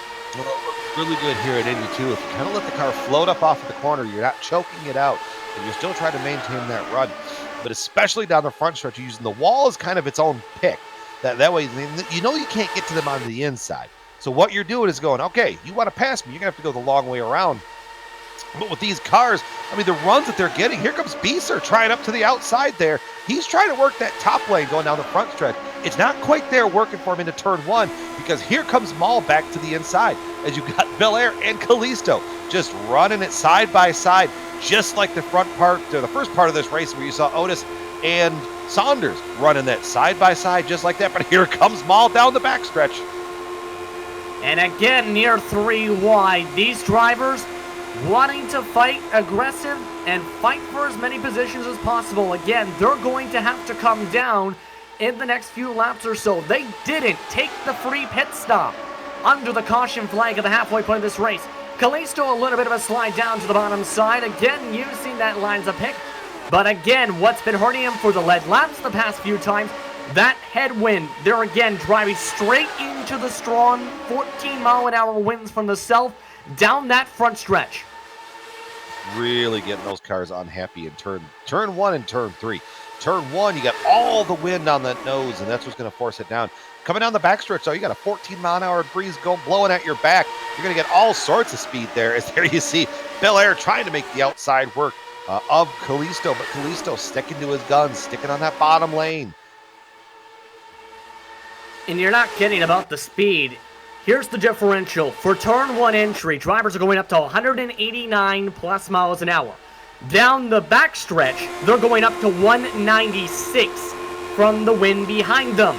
And they're going now 3 wide again for the league as Frank Beeser in the big head press machine has to check up and dives back to the middle line once more and behind second. That got a little sketchy there in turn one. Frank up there. He's going, you know what, you guys can run the bottom. I got all the room up here up top that I need. Now Belair going to pull down, and he's going to go to the inside of Kalisto, taking Kalisto's line away. Let's see how this works into turn three. Here comes Maul with a run. Is he going to stay where he's at? Looks like he's going to fall in line. Beeser going to be up there at the top going, I'm just going to wait here, boys. You just got to look out for me. The riding shotgun machine now shuffle back to the top side. We'll see how Kalisto handles it. Cuts down to the bottom side, looking to cut towards the inside of the pit wall. Does get that line back and actually gets the run. But back dead even once they reach the bricks at the start and finish line in terms of speed, despite having that corner exit run once more. 37 laps to go. Again to note, that group we were talking about has closed it down now a little bit more. The gap is now 1.4 seconds now, led by what is considered the second group by David Clymer. However, everyone else behind is still at least a few seconds back of that. This is again the battle. This is including drivers as much as 15th that are in this pack. That is another couple seconds back. And this is the second group once more, and Blocker that's leading this group, pardon me here, that is just a couple seconds once more behind that lead group that's been shuffled. Woo, 3 wide down the front stretch for the lead. Kalisto left the bottom open. Frank Beeser goes from the top to the bottom, and they're going to go into the corner. Contact in the turn one. Everybody keeps it pointing the right direction. Frank Beeser's going to try and squeak away, but here comes the pack. It's going to just bring everybody right back at him. And now Beeser's going to have to be on the defense because these guys are going to get a big run at him. I don't know how Kalisto was able to hold on to that there. He bounced off both the tires of the cars inside and outside. And now Beeser is in the lead, but here comes the run once again, like we see at the start. Nearly hitting the back window is Kalisto. Nearly hitting the back into the 0-1-3 once again. How will Belair handle this one? Couple cars are saying, I want to pit after seeing what just happened, as now they go side by side for the lead once more. Yeah, and it is Belair versus Beeser. Going off into turn one this time around, going to give it to Belair. And then here comes Maul, going to try and get that run. I mean, gosh, when these guys come out of the corner, it's a whole different strategy from the start of the straightaway to the end of the straightaway. Here comes Beeser from the top. He's going to have a run from Little Train. Maul's going to be right up, and he's probably going to try and pull out and make a move on Belair going into the corner, or is he going to stay? Oh, he's going to stay right where he's at because he can't go up because here comes that run from the top. Looks like, though, Belair able to hold on through turn 3. However, again, it's been consistent all throughout this race. It's been side by side every single lap down the front stretch. Mole has the run, trying to go 3 wide as Beeser ends up checking up as Mole gets the lead lap. 3 wide again heading into turn 1. Mole having to hold on tight again, nearly pushing up into the blue and yellow machine to his top. They're still going 3 by 3 there. 3 wide going through the short chute. Beaster up top, Maul in the middle. And you got Bel Air down below. And here comes Maul with that run down the middle of the track. Now, where are these riding shotgun guys going to go? They're just kind of riding in pace where they're at. The window for them to make it to the end is open, I would think, this lap or the next. That's it. And then these guys are going to have to pit, and then they're going to have to come out on the other side. Again, 33 laps to go this time by. Let's see how many drivers take advantage. The window, none this time by in this group. Again, we had a few in the last lap around. Beaster leads this time by after the charge up the middle. Tries to defend now on the bottom side. Able to hold on to the run in his blue and yellow machine once more. Again, Frank Beaster starting in the back of the field in 17th, plus 16 from the start. And is still leading a lot of these laps now in this race. And looking like he wants to be aggressive to hold on to this. However, here comes Dean Mole once more to the top side once more. In the colorful 31, he nearly tapped the wall in the corner entry. Like I said earlier, luck's going to favor the backbone, not the wishbone. It's going to reward who's going to be able to make those daring moves as the race gets closer and closer to the checkered flag. Right now, these guys up front are putting on a hell of a show. You got Beaster, Bel Air, and Maul all fighting for the lead, and you got Taft Baldwin, Lionel Kalisto. They're just laying and lurking and just seeing what's going on. Ron Hacker back there. We probably haven't said his name since he ran that fast lap. He's just watching and observing and just waiting to see when those runs and those lanes are going to open up. But here's the curious thing. Remember those drivers who pit in was able to top off on fuel for the free stop? This pack is still running 2/10 quicker. In fact, the drivers in this second group are running 1/10 quicker than that group of drivers who ended up taking the free pit stop. So it's getting curious now. The lighter fuel is actually helping them gain a bit of time. The question is, though, Brian, do you think this is going to work coming to 31 to go this time by? I still think if you took that free pit stop, you're going to lose a little bit of time now because you're heavier on fuel. Goodness gracious, Beaster. It got very close going into turn 1. But you're going to be heavy on fuel right now. But then you're going to be able to run longer on a little bit lighter fuel than these guys. Because for these guys to make it to the end, they're going to have to take pretty much near a full tank of fuel. Whereas drivers like Ryan Otis and Tyson Landis, Alex Saunders, some of those guys, they're going to be able to take a little bit less fuel. So it's going to balance out kind of in the end. And I still don't know necessarily who's on the right strategy. And it looks like some drivers opening up their pit strategy now. Mike Belair coming in. David Clymer also coming in from that lead group. And the pit window is now open for the drivers who stayed out. Now with 30 laps to go, coming to 29 this time. 36 laps of fuel on those on the tank. Oh, trouble! Dean Mole's in the wall. Caution! Put it out! And and a second car, Adam Young, gets involved in a secondary incident for riding shotgun. Oh, guys, hang on to it there. Goodness. Let's take a look at the GSRC replay because this happened as some of the lead cars were pitting. And you can see just went off the group and lost it. And we'll talk. Same thing that happened to Finney. And now, if the guys that just pitted that last time by, that caution may have just given them the biggest break of their careers. Mike Belair, because they're still going to be on the lead lap. So if they hustle this around, they're going to be able to catch all the way up to the pace car, or are they trapped behind the pace car? Oh, they're trapped behind the pace car. Oh, that's so unfortunate. And then here's the Adam Young on the back part of the other wreck. Yeah, you can see that was getting loose on the bottom side. And this was talked about actually a little bit by George Onzaldo a little bit after finishing off the race. These cars can get loose on old tires with light fuel. And, well, we just seen that in 2 separate incidents at about the same time, the same corner. 3rd time overall. Actually, yeah, I mean, it's just the nature of these cars. It gets down to the end of it, it gets real light. It's like you can go real fast and you might wreck, or you can go a little bit slower but not wreck. And race car drivers are always going to take the fast option. But Here's- to finish up my other point, though, the guys that did pitted, they were able to get around the pace car. So that's not going to quite work out the way that they probably intended, because they're the field's coming off of turn 4 right now, and a lot of those guys are just coming off of turn 2. So they're not going to cycle up to the front probably as they were hoping. But this is definitely going to make the front very interesting, because everybody's coming to pit road. And I don't think, obviously, they were expecting what happened to, well, happen. But there's a major checkup from second on back. Right on the pit road! What And is it with everybody checking up tonight? Goodness gravy. That started again from second.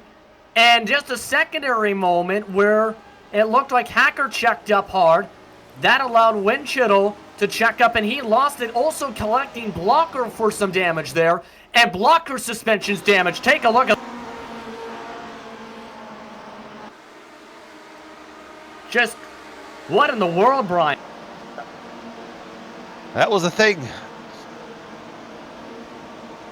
Yeah, and you're going to see this again. First checkup is at second, then a second check, and then... And again, Blocker got the worst of it because his suspension got completely shuffled out of whack from that. Yeah, that car's crab walking, and it's bouncing. There's all sorts of not necessarily pleasant things going on there. And you can see, I think it's actually because the right front tire hit the left rear tire of Winchittle, and that ended up skewing the whole... That will do it. Cars don't drive very fast. You have to drive them at a very cocked up spot there. So this, again, shuffles a lot of things here, and you can see both the drivers, for obvious reasons, having to get repairs. Winchittle having severe right rear wing damage and right front wing damage. But at the moment, it's Paul Jenkins who would be the race leader, depending on what happens here under this pace lap. That will bring them under green. Holmes in second, Graff in third, then Robert Bluin, I should say, and then Mike Belair rounding out the top 5. David Clymer will cycle to 6. Rickney, Baldwin, Morgan, Saunders in the top 10. So some of the drivers who pit, they got a bit lucky with how things cycled. However, this is going to bring a lot of drivers we haven't mentioned in a long time, like Saunders, since that restart incident, back into the top 10 for the first time since. Yeah, that caution, or that thing right there, has jumbled everything up. Let's see here if he's got the microphone off from that side. I was just kind of go down the thought process there, but yeah. So top 5 right now: Paul Jenkins, Scott Holmes, Tyler Groff, Robert Bluin in 4th, and Mike Belair with that pit stop right as the caution was coming out, cycles up to 5th. David Clymer 6th, Mike Rigney 7th, Taft Baldwin in 8th, with Aaron Morgan 9th, and Alex Saunders there in the 10th spot. Guy to keep and watch on here. This is where things get real interesting. Ryan Otis, Lionel Kalisto at 11th and 12th. They are going to be coming with a full head of steam here. And now, this is going to get interesting. One of the drivers, again, involved in the last caution flag is Adam Young. He's now standing by with us here. Adam, what happened? Oh, my brake pedal had been jicky pretty much all night long, and Adam had slowed down for the accident. I saw that he slowed down, honestly, a little bit late, but with enough time still to react, and then everything just kind of locked up and carried me right into the wall. So at least it didn't get anybody else involved, because Dean was already kind of up there and flipping and stuff. So, but we were in a real good spot. On pit strategy, everything else, my strategy of staying in the back till the end was really starting to pay off. I feel like, especially if we would have got green, and well, you know how things go in these things. One little thing can change your entire night. Adam Young with us from Riding Shotgun is currently now in the garage area in 26th position. The driver's about to get back into racing here with 26 laps to go, with Paul Jenkins leading them to the green flag. Waiting slowly but surely in the restart zone. Green flag is out, back racing we go with a major checkup at the back of the field. But as we have the chance to talk with you, Adam, it's been an interesting racing so far. What are your thoughts on this? Brian. Big change right there. Race control just came over and announced the penalty on the 013 of Mike Belair. Too many pit stalls on pit road. It was either driving on an entrance or exit. I didn't quite catch which one. So that's going to basically eliminate the 0-1-3 of Mike Valera away from that. Is the battle up there in the front. Sorry, what was the question there, Justin? That's a big penalty, but of course it's been a very big and hectic race so far. Adam, what's been your take on it since you've been racing amongst this group tonight? Well, I think right now we're in a good spot. I mean, 25 to go. You're not really going to see the fall off and the car get really loose at the end, since we won't be quite to the end of the run. We'll still be a few laps shy. I'm really expecting some really tight racing up front. I know Taft and Lionel, my teammates, are still up there. You still got a lot of good guys. I saw Adam Blocker kind of got out of it, but Ryan Otis is still in this. Alex Saunders is still in this. It's going to be tight. You keep in mind, I mean, some of the closest finishes in Lionheart history have come right here in this race, in the Retro Series, and I could see it again tonight. At the pace we're going and how much we've been seeing 2 and 3 wide, I wouldn't be surprised as well. Thank you very much for the time, Adam. We'll get you back towards the garage here to look back at your car. Hey, no problem. Thanks, guys, and have a good rest of the show. Yellow Put it flag's out. out! Turn 4! Caution flag! Tyson Landis.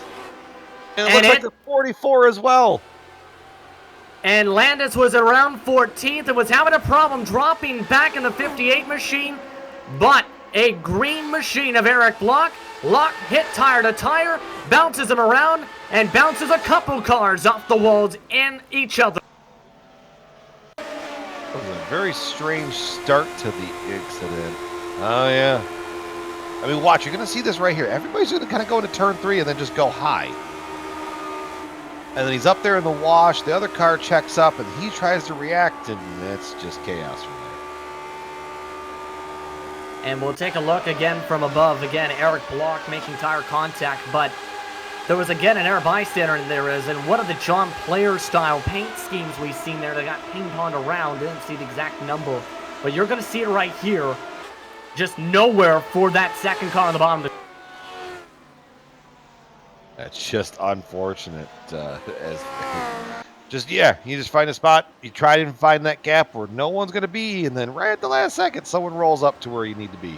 That was Jägerliner, actually, that got the second hit there. And now, at least for Travis, the car's still running. However, again, significant damage on the left side of the car and the whole front wing.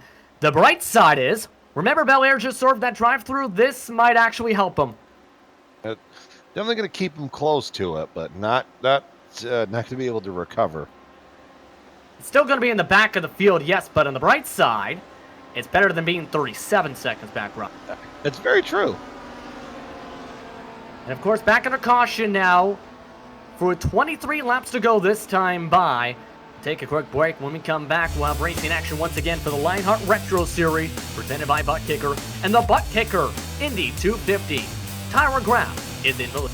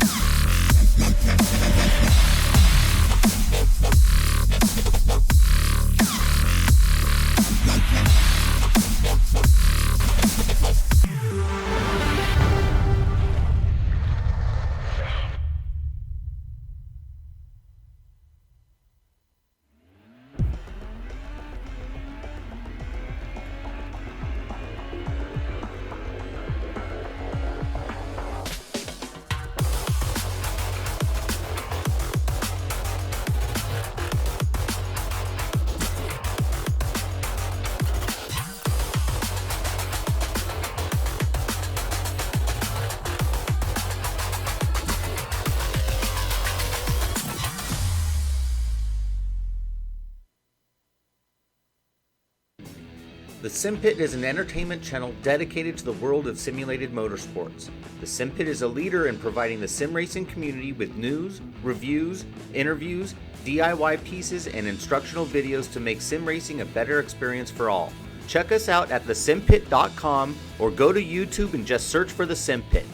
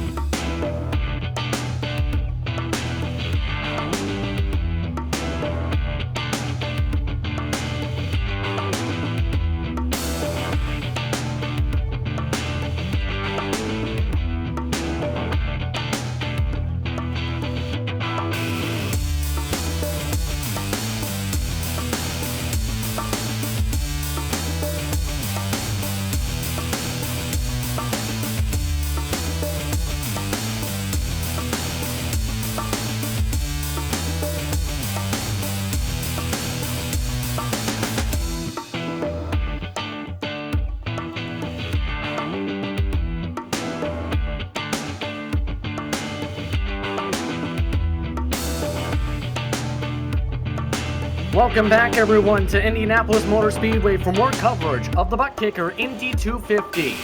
It's been a wild third annual running of this event, and the recycled hearts machine will lead them to the green flag of Tyler Graf with 21 laps to go after a caution flag bunched things back up once more. He'll be controlling the field with Holmes Jenkins along with Lewin inside the top 4. Climber rounds out the top 5. He's onto the accelerator. Green flags back up the air once again here at the Brickyard.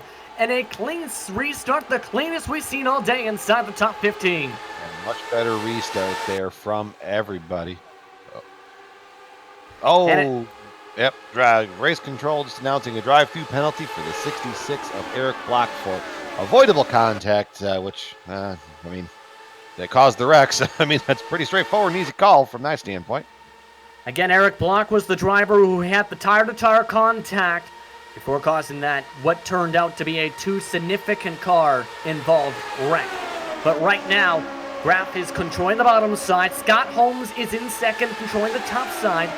And again, David Clymer has been constantly inside this top 5 in the second half of the race. Started inside the top 6 after qualifying and is looking for the race lead. 3 wide down the bottom side. Give the lead lap to the 46 machine of Clymer as he rides the bottom side once more while Graf cuts back in. As he's climbing up the pylon there, going from 4th to 1st in that last run. Now he's in control of that bottom lane that I think is kind of going to be the coveted spot. But looking just up here of the iRacing iFlag camera right above Paul Jenkins' head, going down this long bad stretch. You kind of just see a little bit of weave. Just kind of see as they're going 3 wide there in front of them. And then they go off into the corner there, and everybody just kind of shoves out. But it looks like Clymer and Graf being able to run on the bottom, though, that could be worth noting here as this run moves on. I mean, if the guys are just going up there to try and find somewhere to run, or if they just legitimately can't. But look just beyond there, that white and red car, the graphics on the side as the sponsorship, that's Ryan Otis.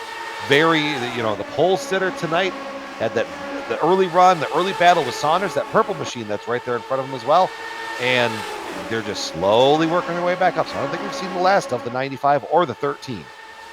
Otis currently in 9th position. Watch him again in that red and white machine. And again, Saunders, the pole sitter tonight with the track record, is still riding along to the bottom side now. 3rd car in that line in the 13 machine. Now it's going to get curious, though, with Saunders. This is the first time we see him in the lead group now in a green flag situation since getting that damage.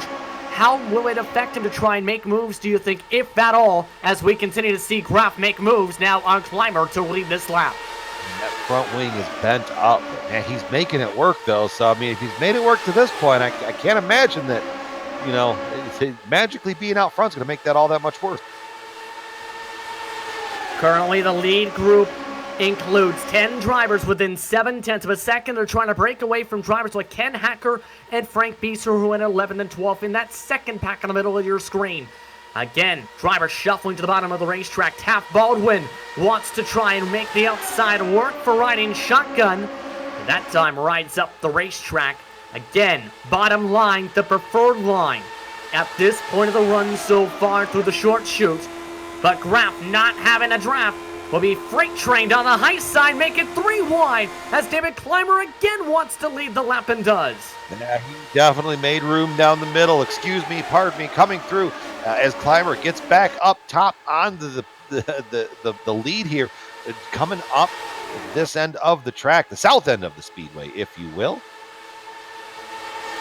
And mind you, that driver again is the simpit.com machine that has been really looking to put some excitement into this race tonight.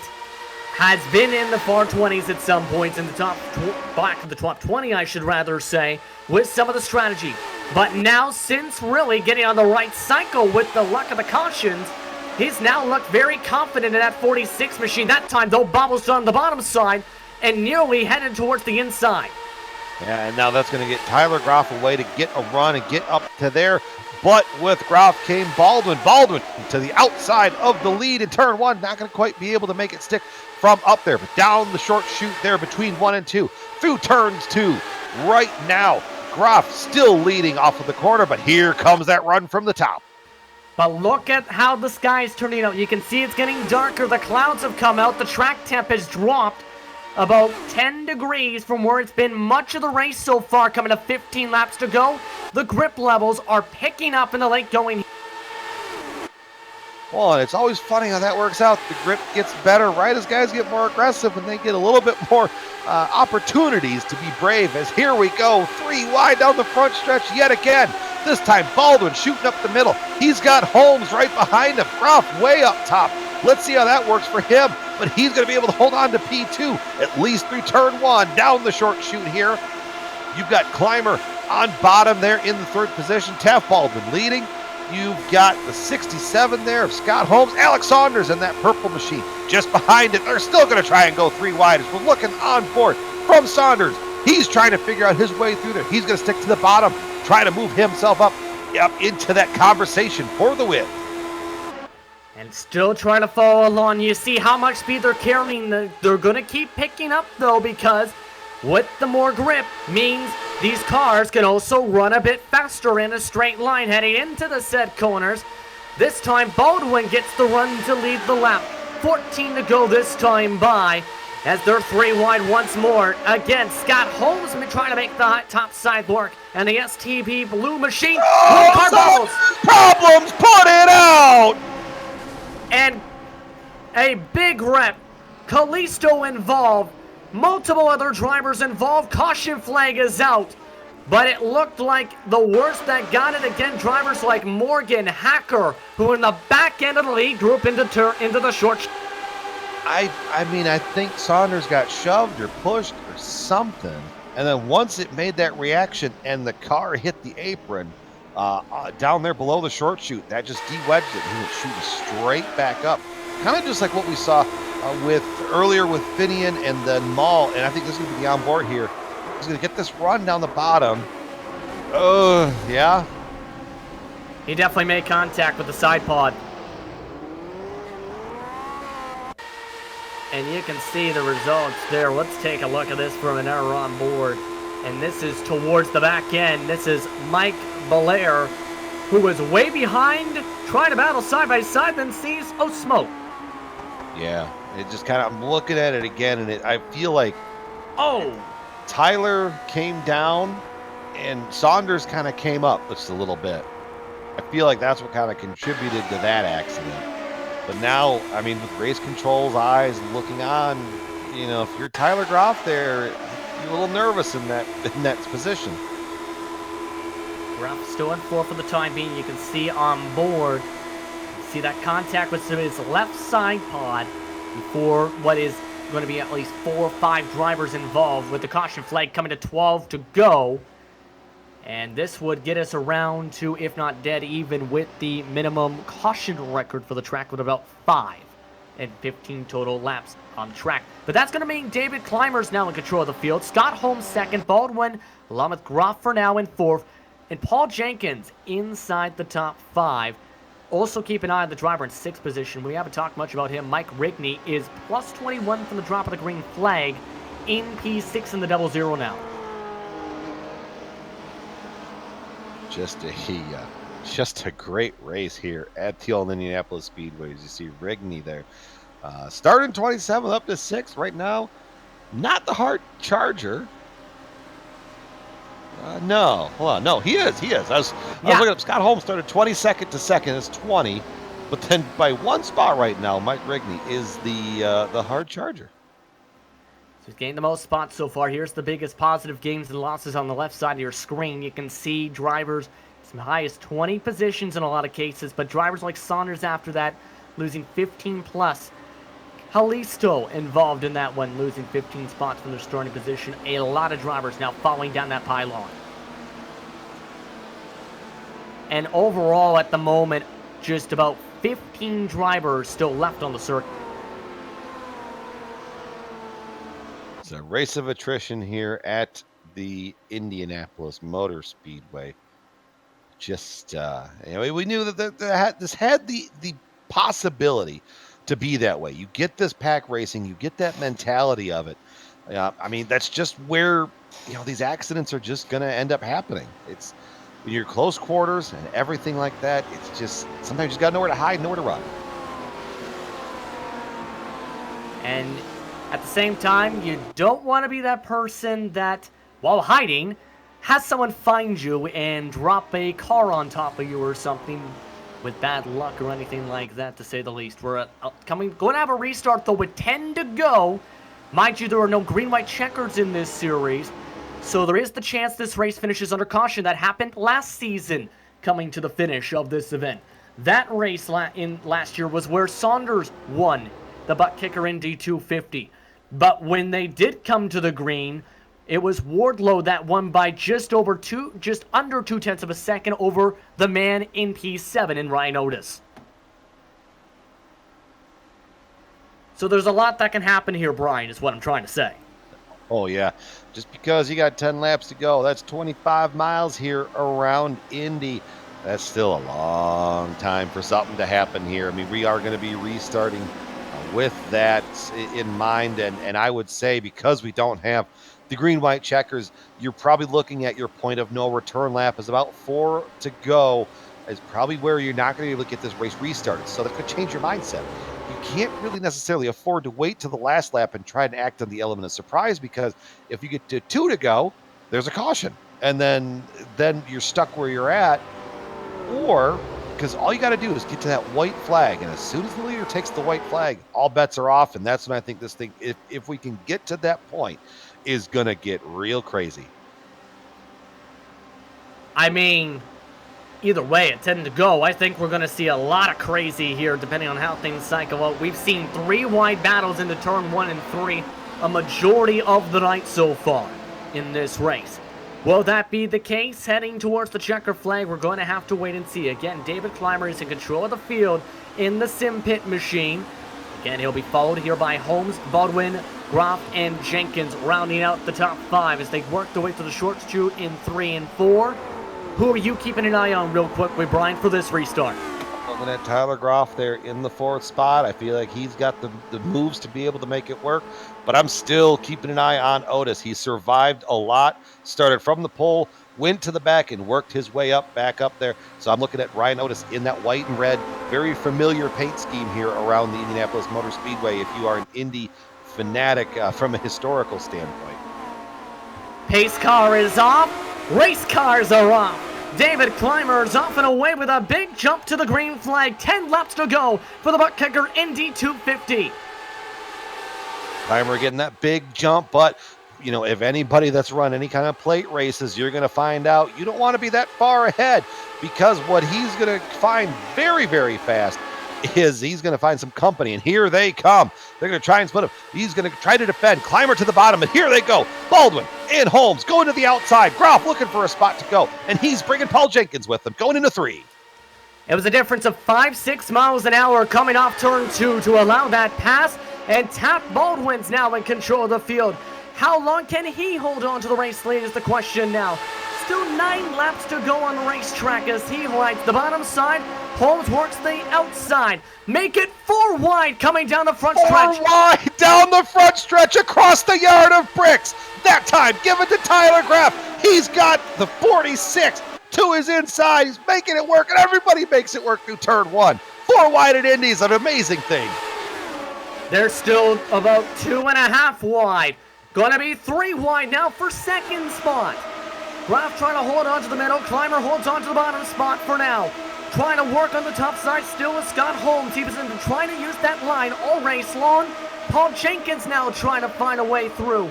He loses some momentum on the top side as they continue to shuffle around. We've seen 4 wide this past time by. But look on board the iRacing flag camera of Paul Jenkins as they go 3 wide once more as Holmes will lead this time by with 8 to go. Holmes is going to get up to the top and making that top lane work. This is what I was talking about earlier. If you know that you can get that head of steam as Tyler Groff, he tries to slam the door on Clymer, and Clymer took a foot in there and said, "Nuh-uh, not today, Junior." That's what shoved that all up. Here comes Groff with a run. He's got to try to be offensive and defensive, because you got to attack from the bottom and you got to attack from behind and try to attack the guy in front of you. And Holmes is going to have a problem. He ran into the back wing of the driver in front of him, and Groff He's now got some minor right front wing damage. That's the second car on the top line that's now going to have to deal with damage in the 67. Off of turn 4, down that front stretch yet again. They're going to go 3 wide, down the middle again. Here comes Scott Holmes. Give it to him this time. Going off into turn 1.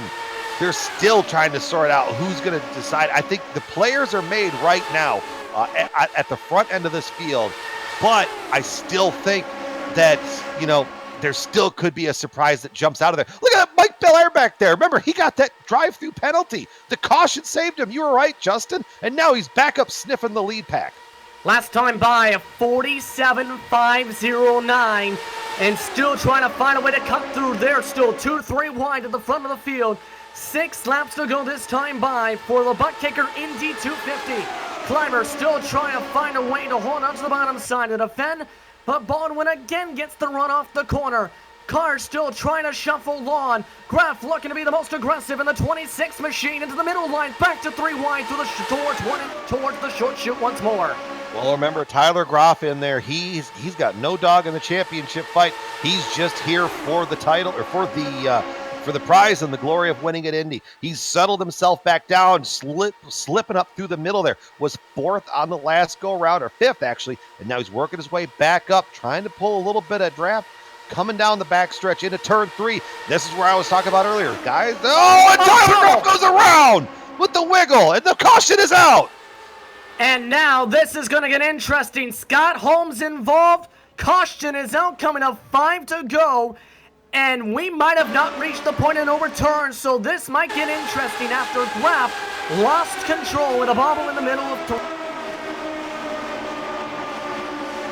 The same thing that has undone everybody in those single car incidents. It gets into the corner and the car just steps out just a little bit. 5 to go. Oh, it's going to be close. We might get this restarted. We might not. And this is where the point of no return gets very interesting here. You can see Wardlow having to take to the grass to avoid the contact. That gets him up to 11th spot now after he's had a quiet run. Remember, he's got a victory in this event. But again, drivers on light fuel, older tires have constantly been bobbling in those corners all day.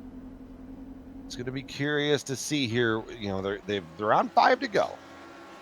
If they get the 2 to go, I mean, I think it's either going to be a 1 or a 2 lap shootout.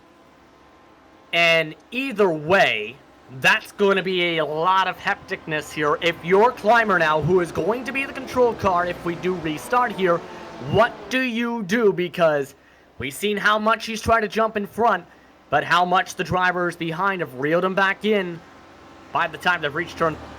Yeah, if you're David Clymer, you're sitting there you're sitting there in the car going, I don't want to lead right now. I don't want the lead.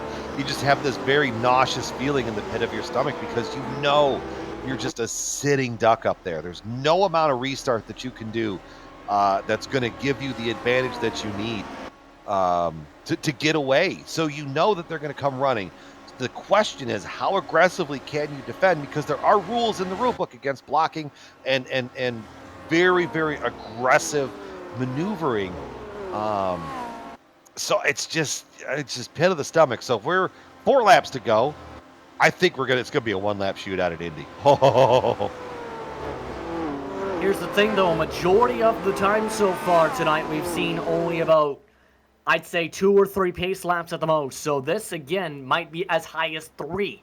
But one of the drivers that was making some hardy cuts to the field before that was Mike Belair, who is now to 3rd spot in the 0-1-3 plus 17 now, again making up for that drive-through penalty from going through too many pit boxes earlier tonight. He's got a good shot here. What are you thinking if you're him or drivers like Taft Baldwin or say even Ryan Otis, who are still in 7th? Otis is a very, very smart driver, and I don't think he's going to cost himself points when everybody chasing him in the championship is had a bad night or is not here. So if you're Otis, you're going to be very smart here, and you're not going to put yourself in a spot that you're going to cost yourself points. So I don't look for Otis to make a big maneuver back there.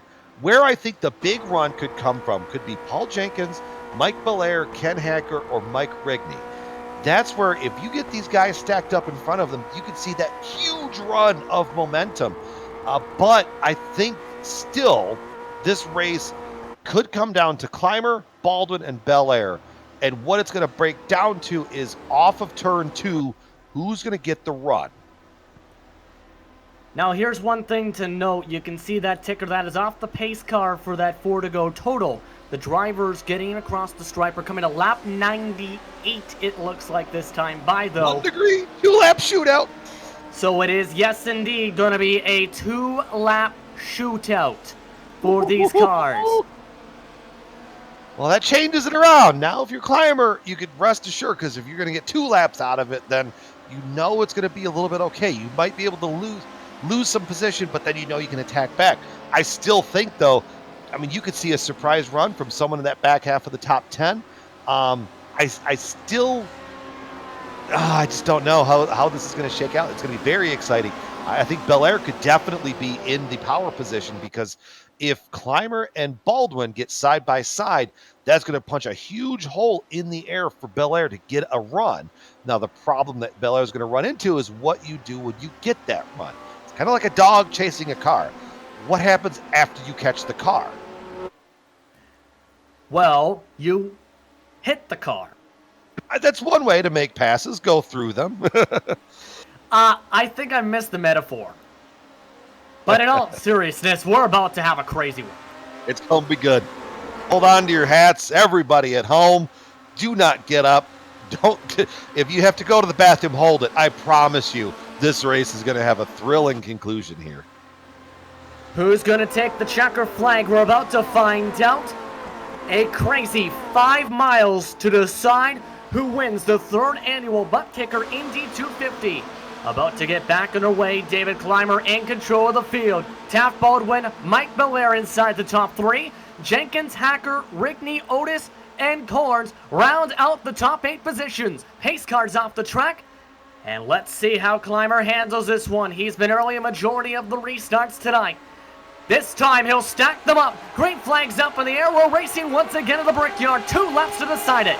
Oh, Clymer did not get a great restart. He's going to have Taft Baldwin right on that rear wing, coming through turns 1 and 2. The point of no return here, kids, is going to be if they can get around to take the white flag. Then we know that this race is going to end under the green flag conditions. Here comes Baldwin trying to make the run to the outside of Clymer. Where's Belair going to go as they go down the backstretch, sniffing down to the bottom? He's going to try to go to the middle, maybe go up to the top. Baldwin gets up to the lead for now, but it's 3 wide. Belair trying to ride the high side in the 0-1-3. He makes it stick. And the Quebec driver moves up to 2nd. Can he try and get up to the lead, though, as the white flag waits for him up in the stand? If they get to the line, the race is official. Hard racing, 3 wide. Woo! Baldwin bouncing off the tires and side pods. White flag up. This race is official. White flag, one more trip around the Indianapolis Motor Speedway. Baldwin has the middle lead going through turns 1 and 2. Belair from the top, not going to give it up like a junkyard dog sinking onto it. Clymer on the bottom, his spot is made. He can only defend to where he can drive. Here comes Jenkins working his way through the middle. They're still going to be 2 by 2. Now they're going 3 by 3. Where is this going to go? Going into turn 3. And Belair rides the high side. Contact and around goes the leaders. This is going to be Clymer. Multiple cars up in the fence. Clymer able to get clear. Jenkins and Otis also come through. But can Clymer make it to the checkered? Yes, he can. He'll win the 3rd annual Butt Kicker Indy 250 and a phenomenal finish. Wow. It's just, that's everybody going for it in turn 3 on the final lap. And unfortunately for Belair, And take a look. Yeah, this was crazy.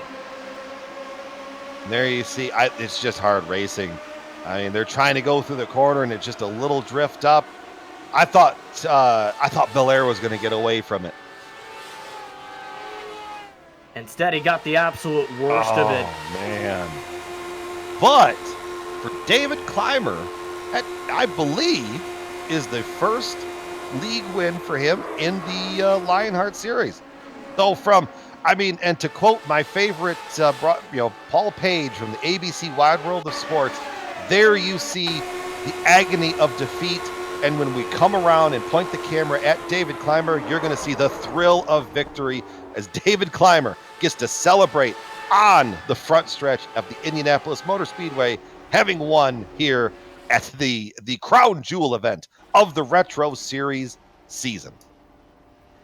And you see the number 46 Sim Pit machine burning it on down.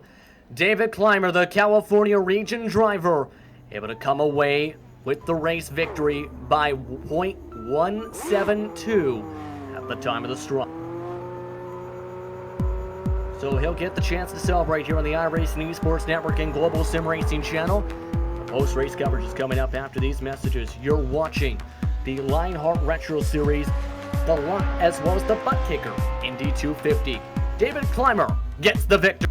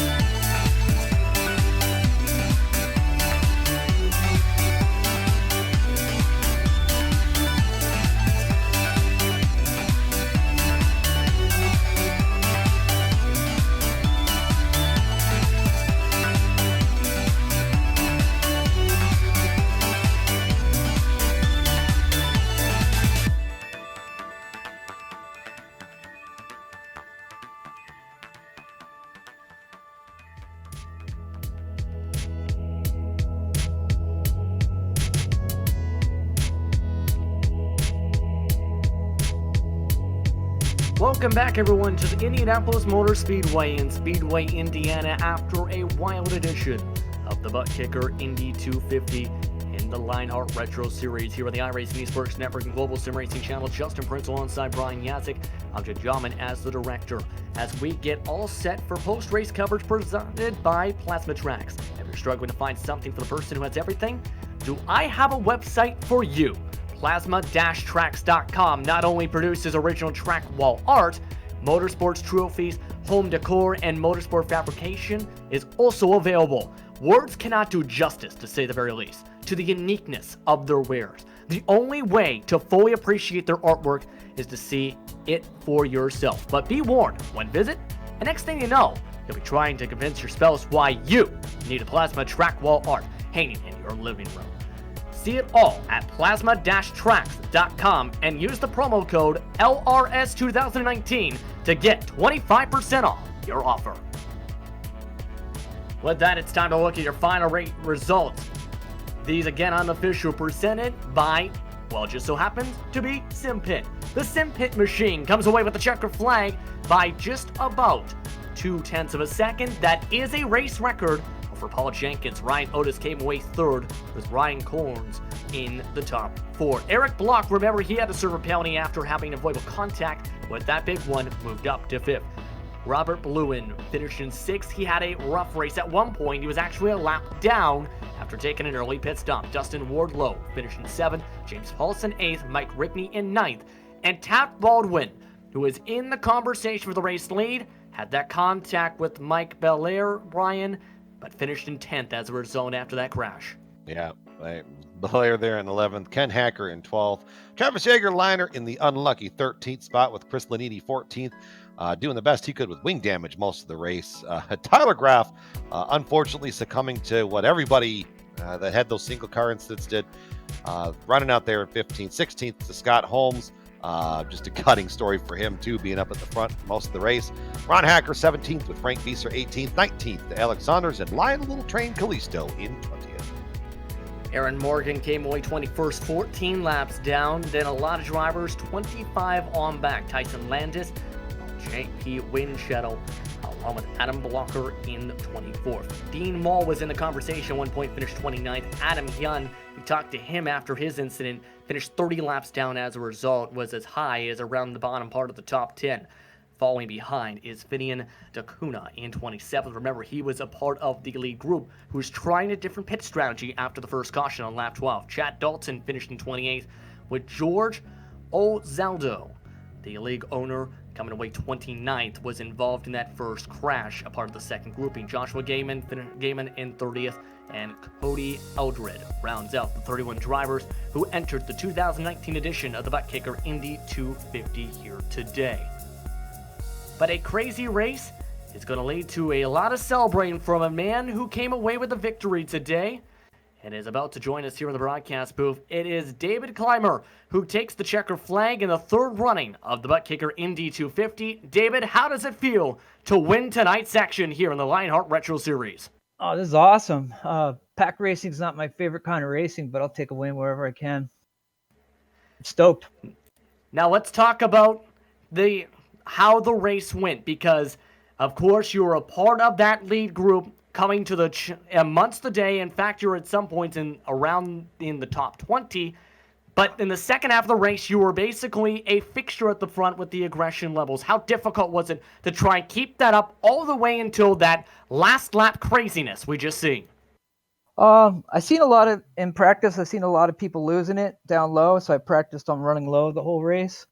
I knew if I could make it to the end, I can hold my car low and not lose the ass end. So I just paced myself into the end. And luckily, the caution came out and got me back in the top 5, and I knew I could stay there, and luckily everything worked out for the win. And that, of course, leads to the question many people are wondering. What was, from your perspective, what did you see as things started to break down? You're 3 wide heading to the turn 1 on the white flag lap. Talk us through your perspective. Oh, that was probably the 5th or 6th time. We were 4 wide a couple times going into 1. I knew if I held the bottom, I knew they weren't going to pass me on the outside, and I was just going to block on the back straightaway. But I did a little bit of blocking, but once everybody wrecked in turn 3, I knew it was all mine then. And, of course, a prestigious victory as well here to win at Indianapolis, and basically one of the key events on the schedule for the series, and a massive prize pool. $50, a plaque, set of custom coasters, SimVive software, a Dan Weldon diecast, a DW number 4 National Guard hat, Racing gloves for minus 273. The list goes on and on for coming away with this checker flag. How does it feel overall to win this prestigious event for the Lionheart Retro Series in 2019? It feels awesome. Like I knew it was going to be a struggle joining this league, but I just keep gaining a little bit every race, and I'm finally starting to get the hang of it. I'm just stoked to be part of this league. It feels good. I'm a good group of guys here. Is there anyone you want to thank for being a part of your victory tonight in this race? I would like to thank the Sim Pit for making racing fun again, because it got a little stale for a while when I didn't really know anybody, but now since joining the Sim Pit and Lionheart, I feel like I got a lot of friends now that I race with. It's a lot more enjoyable. Congratulations on the race victory, David. All right. Thank you. That was David Clymer coming away with the victory tonight in a wild one. Again, that's a word I use a lot, yes, but I think that can be said, obviously, for this one. One driver that is probably stoked is standing by with Brian Yasek. It's Paul Jenkins, who came away second. Brian? Yeah, Paul, you kind of went into turn 3, and then the seas parted, and you found yourself in the second spot. That checkup there, trying to avoid that wreck, that probably cost you there. But did you have? You're trying to probably rocking back and forth in the seat just a little bit to try and get that draft off of Clymer, right? Yeah, I'm kind of glad I picked the low line there. Going into the white green white checkered, I kind of committed to the idea I was going to stay low and just kind of hold my line down there and just protect the bottom side, and it worked out. It's a real shame that it happened the way it happened, but I did. I kind of had to just breathe it off a little bit. Turn 3, the car had been pushing all day long in turn 3. I think everybody's been having the same thing. This is where I think the wind's blowing out of that corner, and so when you're going to that corner, you just kind of breathe it just a little bit, and with the car spinning around the outside, I just breathe it a little bit more. And luckily, I didn't breathe it enough to give Otis a window. But if the track was 100 yards longer, I might have had some problems. Yeah, I mean, trying to make that run and then having to defend it from the back. I mean, it seemed like it was a very pack racing sort of mentality out there. I mean, what was it like in these machines today? Well, I'm with David. I am not a very big fan of pack racing, and so this was I was up on the wheel for an hour and a half, and I tell you what, I'm still shaking. It's a real nail biter, and I got to hand it to every driver in this series. I tell you, you want to talk about just professionalism and dedication and talent. There's no way I would feel comfortable driving this close to a bunch of guys for 100 laps in any other league but this. These guys are just outstanding drivers. It's an honor to be driving with them. And, it was uncomfortable, that's for sure. But at least with this car, the setup was good. It had enough grip. It was a challenge if you were out in clean air. It got real loose towards the end of the run. But in the pack, if you were in the draft, actually it was real neutral. So that was kind of helpful. Well, before we let you on down your way, anybody you want to give a shout out to there, Paul, before we catch you on down the road at Michigan here in a couple weeks? Well, definitely want to tip my hat to George and the staff, the admin. They do a great job every weekend. They get a bum rap, but they work real hard to make things happen here. I also want to give a special shout out to my teammate Brian Beard. He's under the weather, not feeling well, and we're all thinking about you here, brother. And get well. That was Paul Jenkins coming away second tonight. Thank you very much for the words there that he was with Brian Yasek. The man now in third position, though, was a driver who was amongst the lead pack in the early going, was a part of the different strategy group, but was able to work his way to a top 3 once more. Ryan Otis is standing by with us here. Ryan, how are you feeling after what is a race that was described by some competitors as insane? I'm feeling pretty great, really, and they're right. That was insane. I was kind of at the tail of that lead pack near the end, and I could see him going 4 wide and banging wheels going down the straight. And I'm like, I don't think I want to have any part of this. So I was pretty content just to drive around in 6th or 7th or wherever I was and just try to take the points. But then it all exploded, and I managed to end up on the podium somehow. So I'm thrilled with it. I was gonna say it must have been a crazy view because there was at least a couple different crashes in those final few laps. What was going through your head as you started seeing the cars in front start having more and more mistakes, leading to cautions and wrecks, and eventually your top? Oh yeah, I mean, I was really just trying to think long game. I was just trying to bring in a good points haul because it was a double points race, and I knew, it's going to be bad if you miss it because it's tough to make up those points. So I was trying to be conservative pretty much the whole time. I got a little bit off strategy. I kind of pitted when I shouldn't have. Because I could have made it on one more stop anyway, but I wasn't doing the math right in my head, so I ended up pulling in too early. But no, it was definitely high risk, and I was pretty content to just try to stay out of the fray as much as I could. Of course, you mentioned the double points day, and I'm glad you brought that up. Sage Karam, who was second in the points, not taking part in tonight's race. That means your lead is going to grow by a lot. Your thoughts heading into Michigan now with what could be a massive points lead? Oh, I'm happy. I kind of had to deal with a bunch of logistics just to try to make this race. So I kind of went pretty far out of my way to be extra sure I could compete. And so I'm just thrilled to try to haul in the points and to hopefully have a good enough points lead to where anything can happen. And there's so many good drivers in this series that there's really nothing that's a foregone conclusion. So I'm just happy to have a solid lead, and if things go wrong in a race or two, then hopefully it doesn't torpedo my chances. So I'm feeling pretty good right now. I almost forgot actually about that. Correct me if I'm wrong, you're at a campground right now for tonight? Yeah, so I drove halfway across the country earlier this week to go to the Solo National Championships, which is out in Lincoln, Nebraska. And so I'm actually at a campground in Lincoln right now called Campaway.